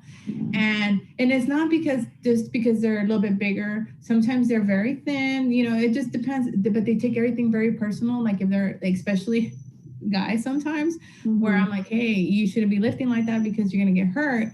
Oh, I've always done this before. Right. All right. So that's like the biggest challenge here working at a gym, because you have to know how to speak to the members, because they do take things personally. So that's like the biggest challenge with that. Yeah, because for you, for your goal is safety, you know, is making sure that their form is correct. And but sometimes they do come back and they're like, you know what, I'm sorry I was like this, but I did what you did that next week. And I felt it more. So it comes in, like, you know, I was able to get that lady in.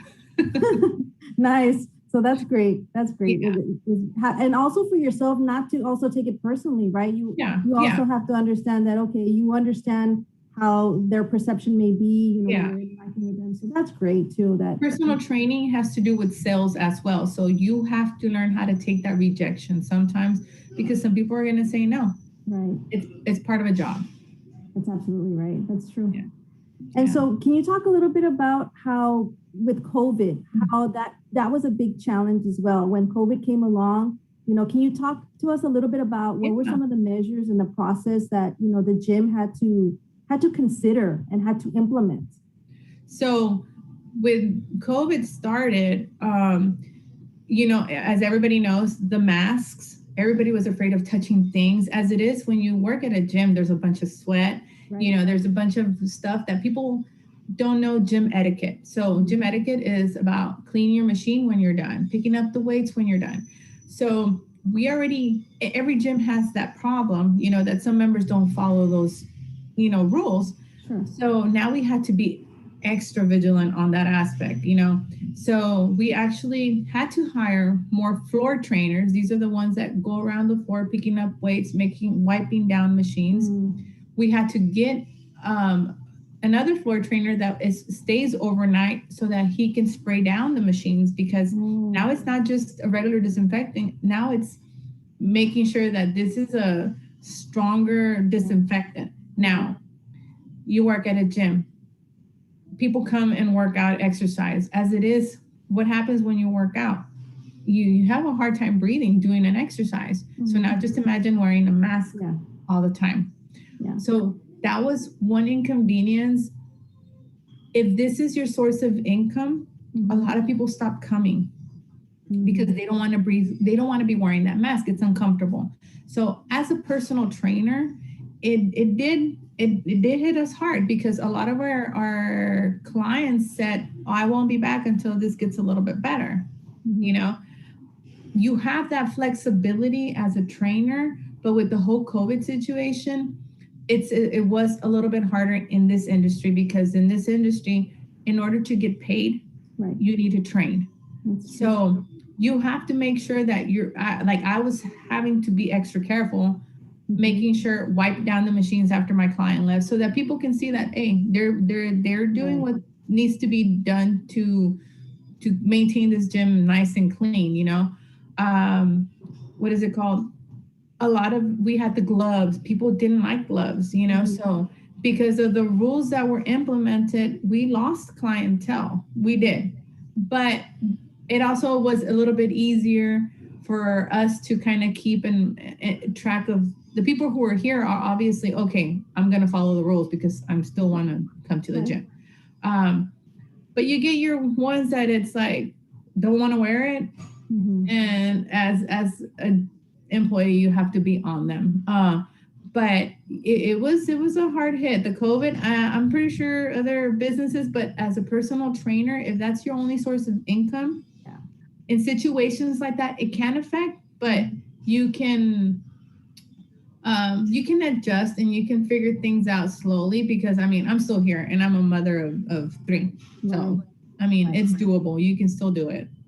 Sure. Yeah. Okay, thank you for sharing that. Are there any other factors other than the education or experience which may impact someone's ability to work in your position? For example, the work schedule. Is that something else that needs to be considered in a particular position such as yours? So as a personal trainer, there's pros and cons. You make up your own schedule. Either you old school like me, you have to write it down in a calendar, or this new generation on the phones make your you set up your schedules events on your phone. But as a personal trainer, you have the flexibility to be like, okay, I work from here to here, and you give them your time. If you really want to make it, you have Monday through Sunday. You can still make it Monday through Friday, but you have that flexibility of making your own schedules. Hey, if I only want to work in the mornings, like that's how I started. I was working from 5 a.m. to 12 p.m. in the afternoon, and that was it. I was making it because you can make from $15 to $30 an hour as a personal trainer with your NASM certification. Okay. Right. So just depending, that's the best part of being a personal trainer, because sometimes it's like, you can have one packed day and then the next day you only have 3 clients, but you already made it because you already trained everybody the day before. So you get to choose your schedules. Now, also working I work front desk.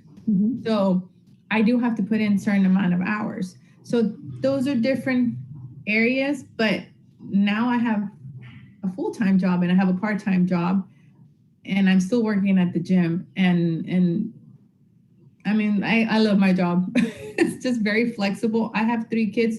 So when you're single and you're young, hey, you can put as much into it. You can work harder. Obviously, when you grow up, as time evolves, and I've been doing this for 20 years. So now I don't have as many clientele, but I have my established clientele who's here every day that I need them.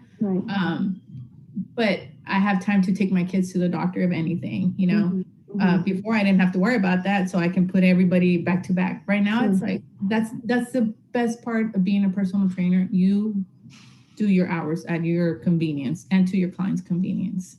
Yeah, and it works out. The flexibility of the schedule. It works out for you. That's wonderful. And it's like the best thing because, again, sometimes they don't show up and you're walking around like, okay, well, but you're at a gym and you're interacting with a lot of people. That's true. That's true. What would be an aspect of your job that you would find the most rewarding? Like, how do you see your success with your job as a personal trainer, Oh, for example? okay. So, I mean, I got there. Yeah. I started off with 3 clients. I kept pushing word of mouth, until I became a PT director. So now I'm their boss of the personal trainers who start coming along, right? Okay. Then I became front desk supervisor. But the most rewarding, the most rewarding part and the reason I do this is because then I get clients coming back. And it's not doing with the business wise, it's more of the clients, their personal goals, where they come back and they're like, hey, you did this for me. I feel better. I've lost this. So that's when the owners see that you're caring about their members, because it's their members, their family, you know, that they're coming in. And because of you, you know, the gym has grown. Right. The more members we get and we take care of, it's more for them. So they see that and they're going to offer you more and more here. You know, maybe more in personal training, they'll pay you more. Sure. Or you get the different position. So they open up another gym and you could evolve from there. So you can start off as a personal trainer or even a floor trainer, which are the ones who pick up the weights. Yeah. I've seen it. They start off like that, then they become personal trainers, then they become this. So I've done it. I've done it. So it's very rewarding when they see that you're taking care of their gym and then they take care of you in that aspect. Well, that's great. So there is room for advancement within the Oh, yeah. organization. So that's wonderful to hear. Yeah. That's great. So what would you recommend for our students here? What would you recommend to them, the students that are in high school, the ones that are entering college? What do you recommend that they do to prepare for a career in your field? Oh my God. Start looking into kinesiology. Okay. Even if it's not your major, or get certified. So as soon as you turn 18, you have that certification for NASM, because if you want a job where it's flexible because you have school, right, and you can't be doing like, oh, let's say you go to, and they're good jobs, but let's say you go to ATB. ATB is going to give you a set time. Okay. So it's harder for you to study. Sure. Now, over here, you're going to get paid almost double as a personal trainer because it's for their health, for the members' health. So they pay more in that aspect. But here's where it goes. It's better for students, you know, going into college and trying to find a job. Let's say you have 3 clients. You can study in between your clients while you're waiting for them. Sometimes clients cancel. Guess what?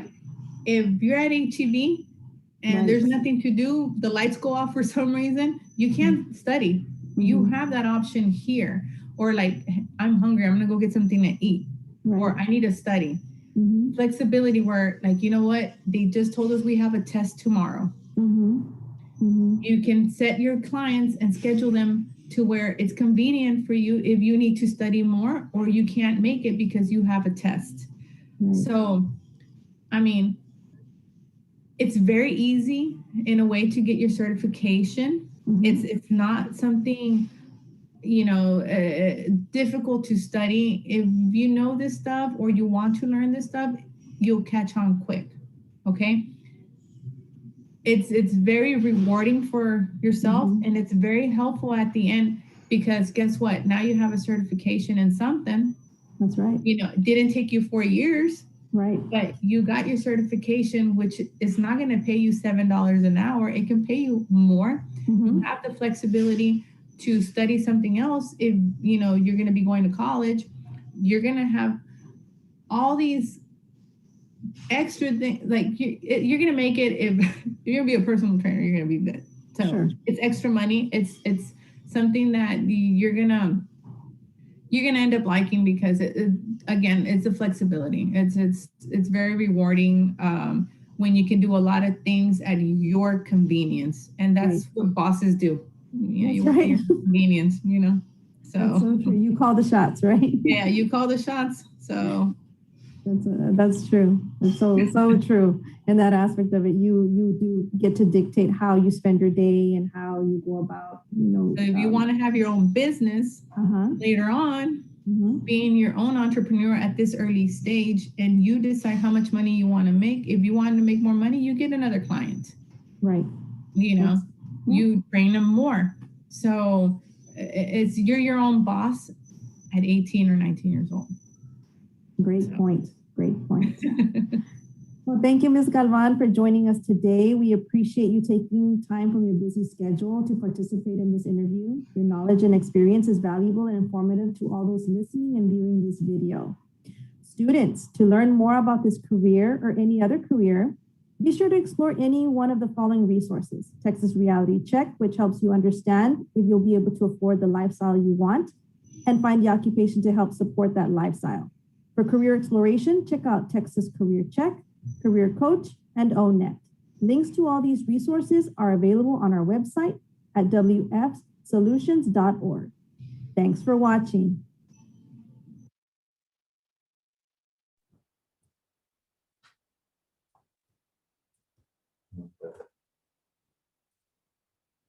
All right, so that brings us now to the next session. However, since we are a little bit ahead of schedule, I did want to take the opportunity to say a few announcements, and then we'll take a little bit of a break. So a couple of things. So just a reminder, so teachers and educators, these employer videos will be available on Friday. We ask that you kindly send us an email letting us know that you're interested in gaining access at getempowered@wfsolutions.org.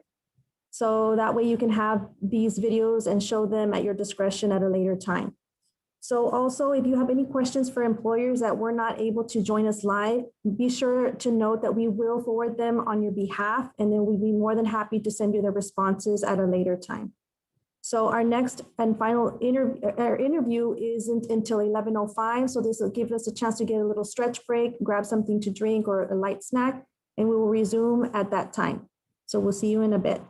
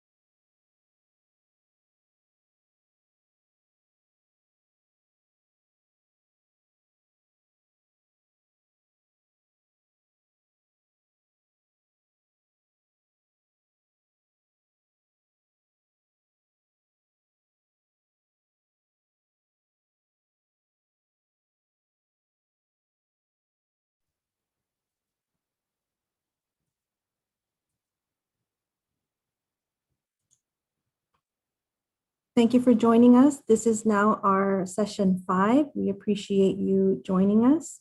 So we'll go ahead and get started with this session. And our next employer is Dr. Jonathan Flores.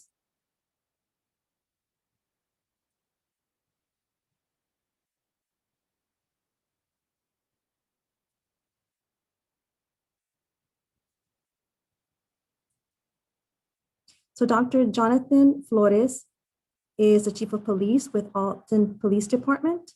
So Dr. Flores became Alton's Chief of Police on March 19th, 2018.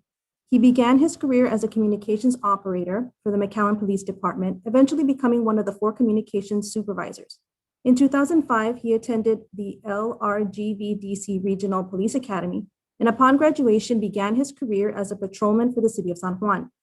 He went on to serve at the McAllen ISD Police Department and Hidalgo County Sheriff's Office, where his assignments ranged from patrol, criminal investigations, and homicide investigations. Chief Flores earned his bachelor's in criminal justice from the University of Phoenix in 2018, his master's in public affairs from the University of Texas Rio Grande Valley in 2019, and his doctorate in educational leadership from Tribeca Nazarene University in 2021. He married his high school sweetheart, Rachel, and they have 2 children together, Michael, age 20, and Dominique, 17.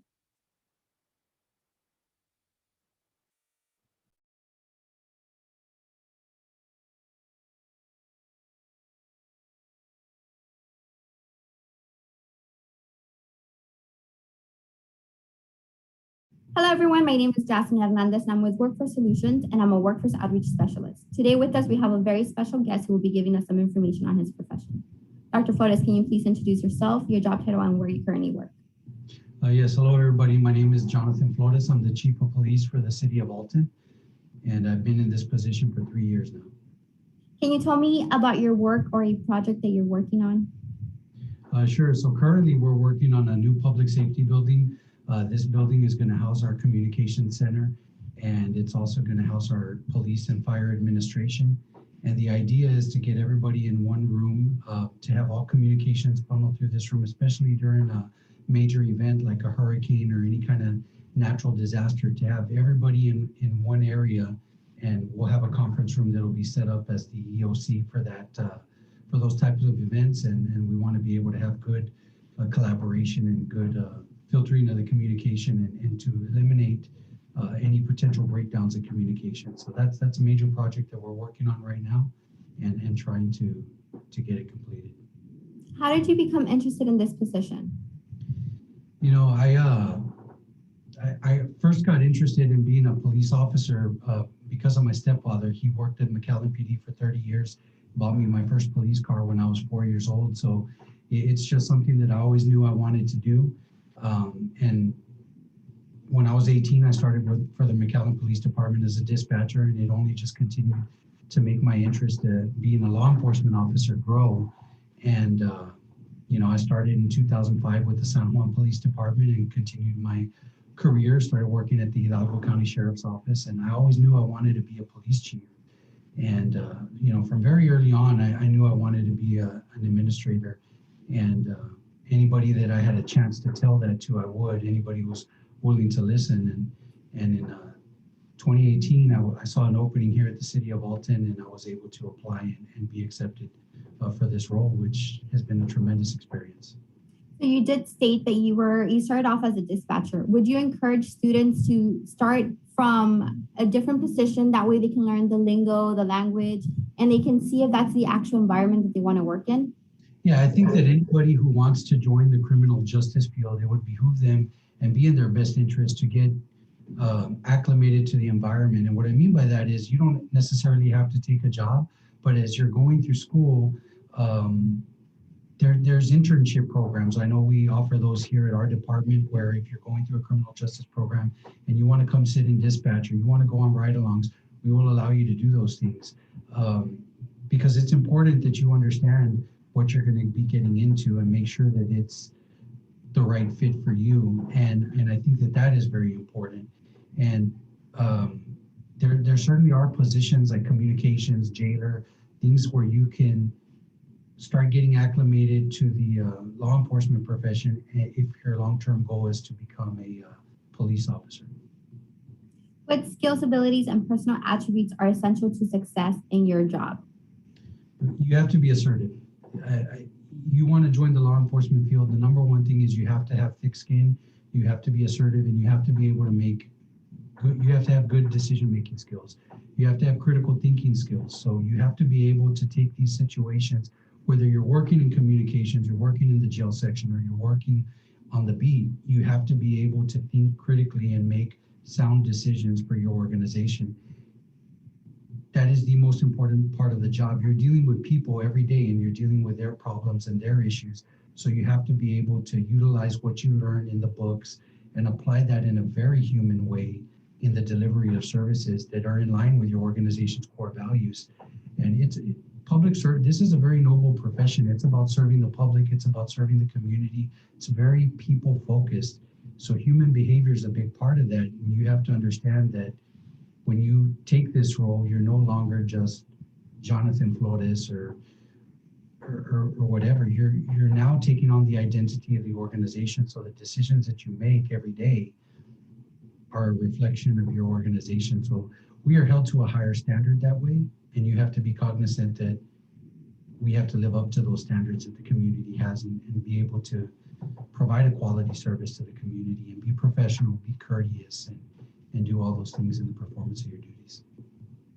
What does a typical day look like for you as a police chief? Typical day, every day I get here, pretty much 6:30, 7 o'clock. I start my day early, start preparing. Then we have a command staff briefing with my lieutenants and my assistant chief. And we go through the statistics of everything that happened the night before. And we talk about what's going to go on for the week. And we do this daily. And so just to kind of keep track and follow up with where we are, with what's going on in the community. We have a lot of different issues that come up on any given day. So we address them and how they're taking care of that, how they're handling that. Sometimes community members will pop in, they'll want to speak to me. So I deal with those. Those aren't necessarily scheduled all the time, but I try to make myself available to community members as much as possible. On any given day, we'll go out and we'll reach out to the different businesses and we'll say hello, check on them, see what their thoughts are on policing and how their needs are being met, and just try to foster that relationship between us, the police department, and the community. And I like to get out there very often myself to engage with our business partners and to engage with our community as much as I can, so that they know who their police chief is, they know who their administration is, and what services we provide as a police department and how we can do better. I'm always looking to see how, through their eyes, how we're doing as an organization. What are some of the decisions that you have to make on a daily basis? Decisions, they come in various forms. As I mentioned, we have a command structure. So some of those decisions are made at the first line supervisor level or at the lieutenant level and so on and so forth. But I'm kept in the know about a lot of these decisions that are being made. I like to empower my subordinates to make decisions, think critically in their roles. My decisions are very budgetary in nature. So when my staff comes to me with an idea and projects that they want to do, I look at it, I challenge them to provide me with the how we're going to get to where they want to get and what budgetary impact that's going to have. Over a certain line item, things happen, vehicles go down. We have different things that happen in the course of a day that I get informed of, and we look at the budgetary impact that's going to have on our organization. And so I deal with those decisions and personnel decisions, certainly when things are going right or things are going wrong, promotions, demotions, in the event that there's an issue with an employee where unfortunately we have to discipline them, or, I have to make those types of decisions. I'm the final say on those. So those are things that we have to do. We don't have to do them often, but when they do come up, I have to do those. I know you mentioned tough skin earlier. Is that where it comes in, being able to have a tough skin or being assertive when it comes to making those decisions? Yeah, I think that in this position, you have to be, there's a very human side to it. I know all my employees, I know about their families, and And so it becomes in a small department like we are, a department of about 30 people, we see each other on a daily basis. So there's a very human side to those decisions. But you have to have thick skin, and you got to understand that you're put in this position for the organization, and the organization cannot suffer because of the decisions that you make, and you have to make the decision based on what's best for the organization. And that's something that I don't take lightly. But I do it, I give it a lot of thought, and of course we have our policies and procedures, and I let that guide me. And again, we work towards what's best for the organization. What aspect of your job is the most challenging and then also the most rewarding? Well, it goes back to the people. I mean, when you see those under you succeed and reach their own successes, that is the most rewarding. You know, we have several of our staff members currently going to school at South Texas College, and they're going for their associates in criminal justice and their bachelor's in organizational leadership. And we've had some already complete that. So when they reach those milestones, or they complete a CPM course, which is a certified public manager, when they do those things and they reach their successes, or when they get a promotion, those are very rewarding to see that. But at the same time, when you're having to deal with different personalities and you're having to make real tough decisions, and we've had to discipline some people, those are the most challenging, because you got to look at the totality of what's going on, and again, what's best for the organization. And those become more personal. I care about all my employees. We're like a family here.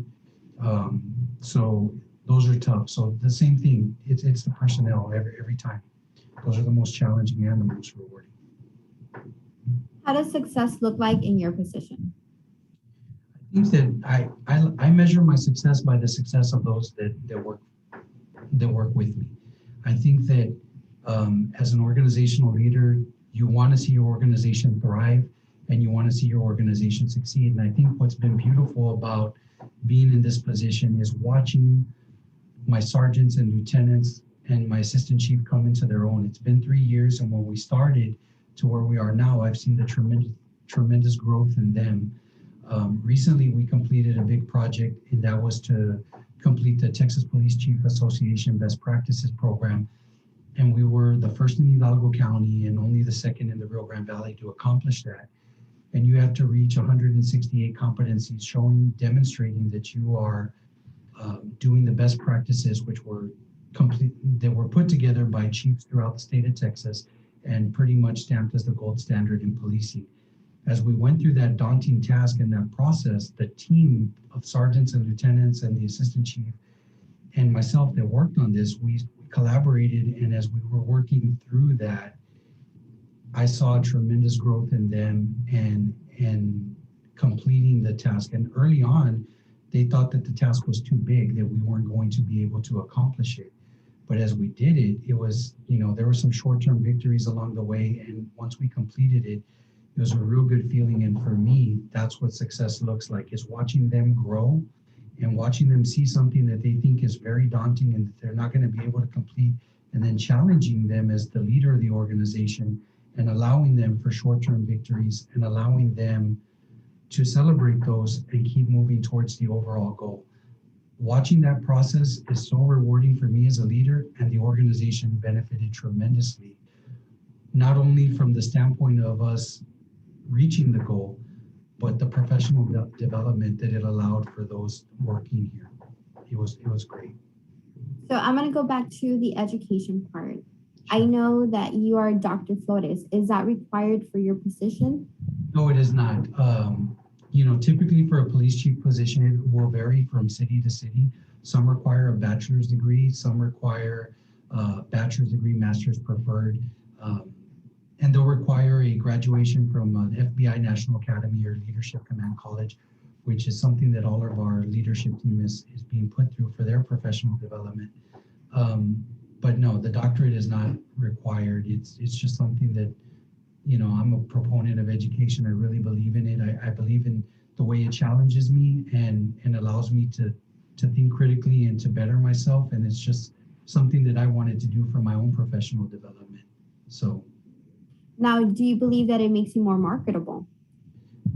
I believe so. I definitely, if you know, I think that it makes you, people look at that and they look at your education coupled with your experience. And I do think it makes you more marketable. I think it shows, at the very least, it shows the level of commitment that you have towards completing a goal and how committed you can be towards that. I don't believe that education without experience would have the same impact, but because the experience is so important. You can have all the education in the world, and in law enforcement, you're not going to, people get fooled in thinking that, okay, I have my doctorate or I have my master's and I'm going to be a police chief right out the gates. The experience that you have behind you is what makes that happen. It's not just the education. You have to have both, and they have to come together in that way. I know our next question is if you work individually by yourself or more in a team. I know by your answers that you work more part of a team, but what exactly is your role in that team? So I'm the leader of the team. I'm blessed to be able to be part of two different teams. So first, I'm a part of the team in my organization with the police department, where I work as the leader of that team, and everything funnels up to me, and I challenge them to make decisions, and I challenge them to think critically and towards our organizational goals. We do a 5-year strategic plan. We put some goals together. We work towards those goals. And if we complete them early, then we tweak them and we add more. I mean, it's fluid in nature. And so that's what we do. And we kind of work towards that cohesiveness and serving our community in that way. Then I'm also part of a team of department heads with the city, where I'm the police chief. We have our fire chief, our planning director, our assistant city manager, and public works, and our recreation, and all these and our city manager, and all these individuals on that team. There's 10 of us.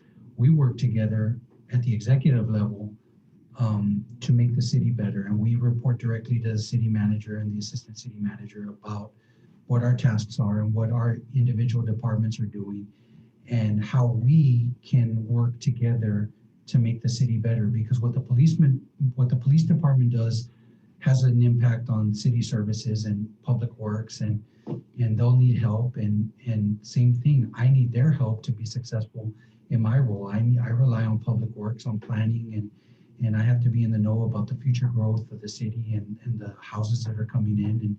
And so again, I get to be a part of two great teams, and I'm very blessed to be a part of that here in the city of Alton. As a chief of police, what is your typical work-life balance? Is it 50-50? Is it 70-30? Are you able to just shut off your phone at 5 o'clock and forget about the world and spend time with your family? What is it like for you? So, no, you don't get to you don't get to shut off your phone at 5 o'clock. That's the one thing about public safety that's very different in that way from the rest of the world, is that it's a 24/7 gig. It's, you know, you're on vacation, you're doing things with your family, you're there, but you know, there is the distraction, because as a police chief, you're constantly worried about what's going on in your organization. You have men and women that are out there in the field every day, and they're putting their lives on the line for the community. And so you want to make sure that everybody gets home safe, and you want to make sure that agency operations are being handled properly. And so those concerns and that stress and that worry is always on you as the head of the organization. You do not get to shut that off. But it's a job that I love to do. It's what I signed up for, and it's something that I think I carry well. I think that when I first started here, it was very difficult for my family, because I was way more involved, in the sense of I was trying to change the organizational culture and change the agency from what it was to where we are today. Now that I have a good team around me, I'm able to tone that down a little bit and be more engaged with my family and do a lot more family things. But the worry and the concern is always there. That doesn't shut off. I still get phone calls after hours, and emails and things like that I'm looking at. So that to answer your question, no, it's not a 8 to 5 we're going fishing kind of deal. It's you're in it, and you're in it 24/7, and that's just the way it is. And you're always going to be in tune with what's going on with your agency. So as a chief of police, do you have a set schedule or is it a rotating schedule? No, the schedule for a police chief is typical 8 to 5. That's the set. In the office, right? But not Yeah, in the office, but you know, those are the office hours. But as I mentioned, you know, any given day I get here early and, you know, sometimes I'll stay late. It's what you want to put into it and how you manage your time. That's up to you. And, you know, like I said, when I first started, those hours were very long. I was getting here at 4 or 5 in the morning and I would stay till sometimes 8 or 9 at night. But I was starting off and trying to build the organization the way that I wanted it, the way that I believed that the department should run. And so now you see those hours shortened. I can get here at 6:30, 7:30, just depending on what I'm feeling, what I need to do, and then stay till about 4 or 5, depending.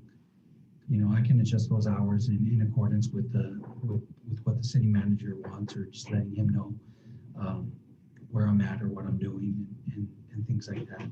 But again, when I leave here, you know, my phone is with me and the concern doesn't go away. You know, that's always with you. What would you recommend students in high school or college to do in order to prepare for this career? I think that you want to, as I mentioned earlier, if you're wanting to get into the field of criminal justice, if you're wanting to prepare yourself, you need to understand that this job it's a tough job. You're going to see things that the normal average citizen would not see. You're going to deal with life and death. You're going to deal with people who are in distress. You're going to have to make split-second decisions. You're going to have to draw your weapon if you're a police officer. You're going to have to decide, am I going to shoot? Am I not going to shoot? You're going to have to make very tough decisions as a police officer that's going to impact lives every day. Your decisions have an impact on life, death, and the quality of life for the residents that you serve. So knowing that, you're going to have to do some things to prepare yourself for the career. First of all, you're going to have to seriously ask yourself, is this what I want to do? Is it in my heart to do this job? Because if you're doing it for a paycheck, you're not going to get rich here. You know, you're just not. So you have to understand that going in, and you have to understand this is a noble profession. You have to have a heart for public service. You have to want to do this job for the right reasons. And you have to understand that when you accept this type of role, as I mentioned, there's high standards placed upon you. So your off-duty conduct is so important, because if you get in trouble off duty, it's not just a reflection on you, it's a reflection on your agency, but more than that, it's a reflection on the entire profession. So you have to be able to understand that you're going to be held to these standards. You need to be able to live up to them, because if you don't, you're going to impact an entire organization.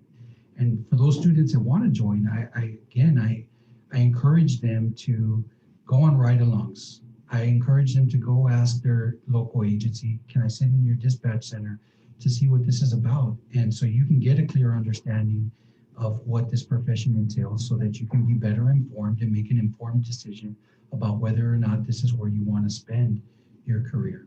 And then once you join a law enforcement agency, possibilities are endless of what you can do if you do it right. I mean, there's opportunity for promotion, there's opportunities to go federal. I mean, there's so many different branches that you can branch out to. It's really a great profession to work for. I would encourage those who have a heart for public service to do it. What factors other than education and experience may impact the ability for someone to work in your position? For example, do they have to have good credit? Do they have to have a clean background, availability? Yeah, so absolutely. I think that you have to know that you have to have a clean background. You have to take care of those things, because your employer wants to know that they're going to be able to trust you, and that they're going to be able to have someone, as I mentioned, that's not going to be getting into off-duty conduct issues. So it's very important that you take care of your reputation that way. This is not an 8 to 5 job. You have to understand you're going to be working shift work. It's going to be rotating schedules, and you have to understand that your days off are going to vary. Your credit, you know, agencies do credit checks and things like that. So you want to be mindful of that. You know, especially if you're going to be an administrator, you're going to be in charge of, one day if you want to be an administrator, you're going to be in charge of millions of dollars in a budget. So if you're not able to handle your personal finances, people are going to say, well, how can he or she handle a budget of millions of dollars? Why would we trust that individual with that responsibility? So again, I mean, you got to take care of those things, and you got to understand that. And somebody who's young entering the profession, that's the perfect time, because you're just starting to establish yourself in that way with your credit and with your habits and stuff like that. So it's a big responsibility. So you got to look at those things, and you got to take care of that. So. And sometimes students don't think about it. They start receiving letters to get a credit card, and they start swiping, and they don't realize that it affects their credit later on and also their career. No, absolutely. And that's something that I talk to my children about constantly. My daughter wants to enter the profession.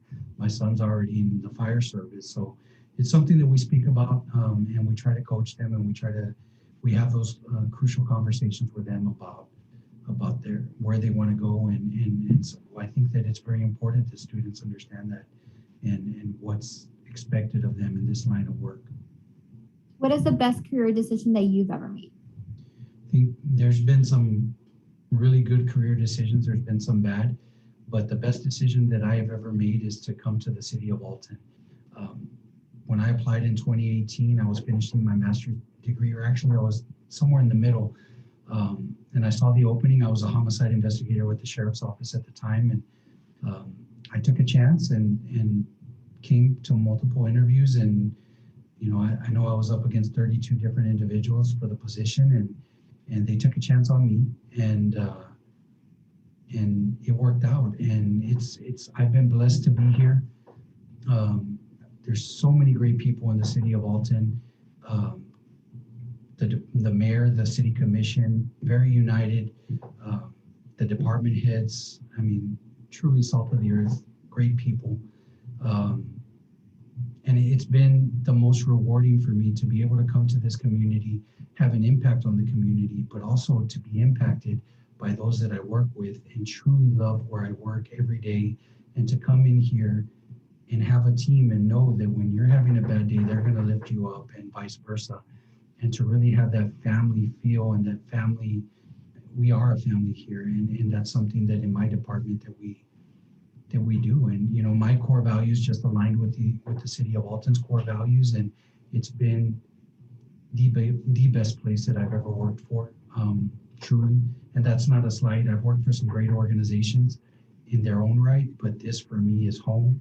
This is where I love to be, and I hope to be here a long time. How do you organize your time? So really, I just, that's one of the areas where I struggle with sometimes, because I try to, you can try to organize your time and set things a certain way, but you'll get the curveball, you'll get people asking for a meeting here and there. And I don't, it's rare that I will say no or put anybody aside. I mean, I'll be here in my office working on something, and somebody will pop in and want to spend some time with me, and I want to give them that time because it's important.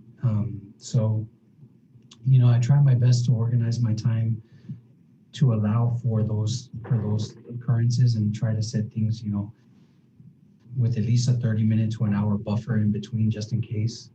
So I give everybody a little bit.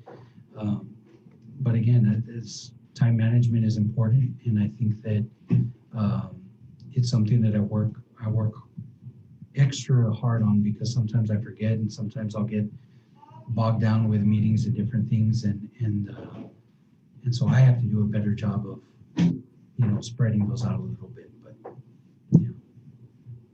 What do you think is the secret to getting to where you're at right now, if you can tell us? Yeah, I don't know if it's so much a secret, other than it's a standard. You got to work hard. You have to be able to put in the work. You have to invest in yourself.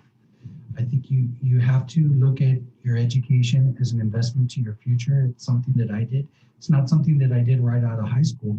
I didn't go back to school till I was about 26, 27. So, I started and I saw it, I completed it, and it's worked out well for me. So investing in your education is very, very, it's very, very important, because your experience and your education is going to get you to the next level that you want to get to, whatever your heart desires in your career. And I think that one of the things that that as you do that and you understand that you have to work hard, your career in public service is going to be a long road. I see this with a lot of the younger generations that are coming into the workforce, that they want everything right now. They want to be a sergeant. I'll ask them, where do you see yourself in 5 years? They would, chief of police. You have to understand that that's just not going to happen for most people in 5 years. You know, in this career, you got to develop your credibility. You got to develop yourself and be ready for those types of positions. And you have to do the work to get there. And I think that you got to understand that along the way, there's going to be some disappointments. You're going to get passed up for promotions. You're going to get passed up for opportunities. But the way that you respond to that and that adversity is going to prepare you to be able to handle. It's going to give you the thick skin, and it's going to prepare you to handle these bigger roles. So you gotta be ready for the disappointments that are going to come along the way, and not allow that to make you disgruntled or to get you off track from your career goals. Stay focused. Stay focused on where you want to be, and continue to stay positive. And the way you respond is so important along the journey. And then I would tell you, enjoy the journey, because sometimes you can get so busy trying to get to where you want to get that you forget to enjoy the process. And the process is so important. And you don't want to look back and say, man, I didn't enjoy any of that. You want to enjoy each moment and learn your craft in each position that you're put in on the way to your long-term goal. So I think that's and that's really good, because a lot of people, they just see their goal and they don't think about anything else. And then you should enjoy it, and then gather everything that you've learned from each position or each thing that you've done, and then use it, and it makes you a better person in your professional life and your personal life. Absolutely. And I think that when you put all those things together, it's going to make you well-rounded, and it's going to make you better, as you mentioned. And sometimes we forget that, because when we are going towards that big goal, that's all we can see. But from experience, I can tell you, you need to slow down, enjoy the process, enjoy the journey. And when you get to that level of success, it's going to feel so good. And you're going to be able to say, I enjoyed every bit of my career along the way. Thinking back to your very first job, did it play a role in developing any of the skills that you currently have for this position? Absolutely. So my first job was as a communications officer for the city of McAllen. So I think that doing that, being in that role, you have to multitask. You have to make decisions. You have to, if an officer's in a pursuit or an officer's struggling with an individual, you've got to get them help. You got to think critically. You've got phones ringing. You got all these different things happening at one time. And so that gets you into that critical thinking. It almost forces you to think critically right away and get you acclimated to what you're going to need to do when you're a police officer. I encourage anybody who wants to be a police officer to start their career in communications. That field is often overlooked, but they are the first link in the chain between the community and the officers who serve them. I mean, I think they're the backbone of any law enforcement agency. And it's a very important role, and they have very important jobs. And I think that people who come from that field have a very good understanding of what law enforcement is and how things should work. And their thinking is enhanced because of their experience in that room. Dr. Flores, do you have any last words for our students? I would just say stay positive. As I mentioned, understand where you are, understand where you want to be, set some goals for yourselves, some short-term, mid-range, and long-term goals. Write it down and start checking off those boxes as you're going through. Your education is very, very important. Don't let anybody tell you different, because while it may not be a requirement to join the police force, you may not see where you may not even know that you want to be a chief of police or be in administration or whatever it is that you want to do early on. But as you go through your law enforcement career, you may want those things. So invest in that early so that you have it and you're prepared for those other opportunities as they become available. And it's something that as you go through your law enforcement career, that's very important as you're applying for different positions, because your experience, who you are as an employee matters. You know, the way that you act in that environment matters. So be a good employee, be a good resource, and just keep putting tools in your toolbox that are going to help you through your journey. Don't ever think that you can't learn from someone. I still learn from my line guys because they're out there every day. So I don't fool myself into thinking that I know everything, because I don't. And I rely on other individuals who are experts in the field and who know different things that maybe I didn't experience coming up. And I rely on them for their expertise, and that's how we make sound decisions. So understand that as you're going through your careers and your educational journey is that it's very important.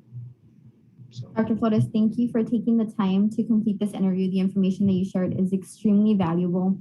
And guys, if you're interested in learning more about this career or any other career, feel free to visit Texas Reality Check, Texas Career Check, and Career Coach, which all can be found on our website, wfsolutions.org. Thank you for watching. Thank you very much for having me. Appreciate it.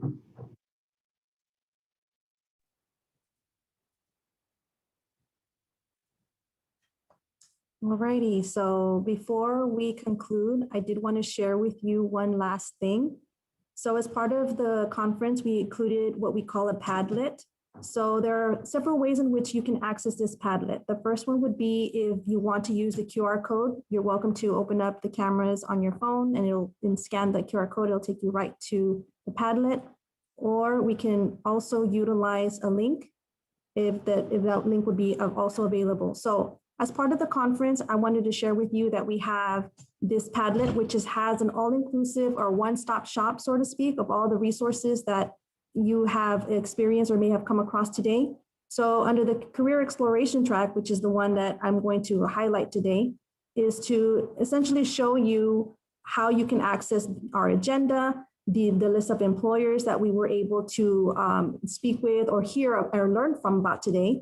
And we have the resources. So here on this particular piece here, students, I highly encourage you to start exploring and start looking into any of these resources to begin career exploration.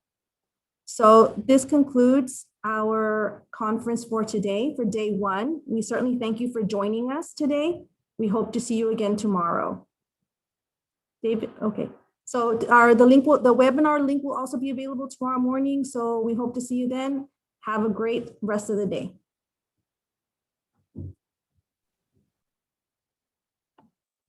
So to access the Padlet, I do have some questions. I have a question coming through on how do we see that. You can either click on the link that's in the chat, or Geneva, do me a favor, bring that QR code back up.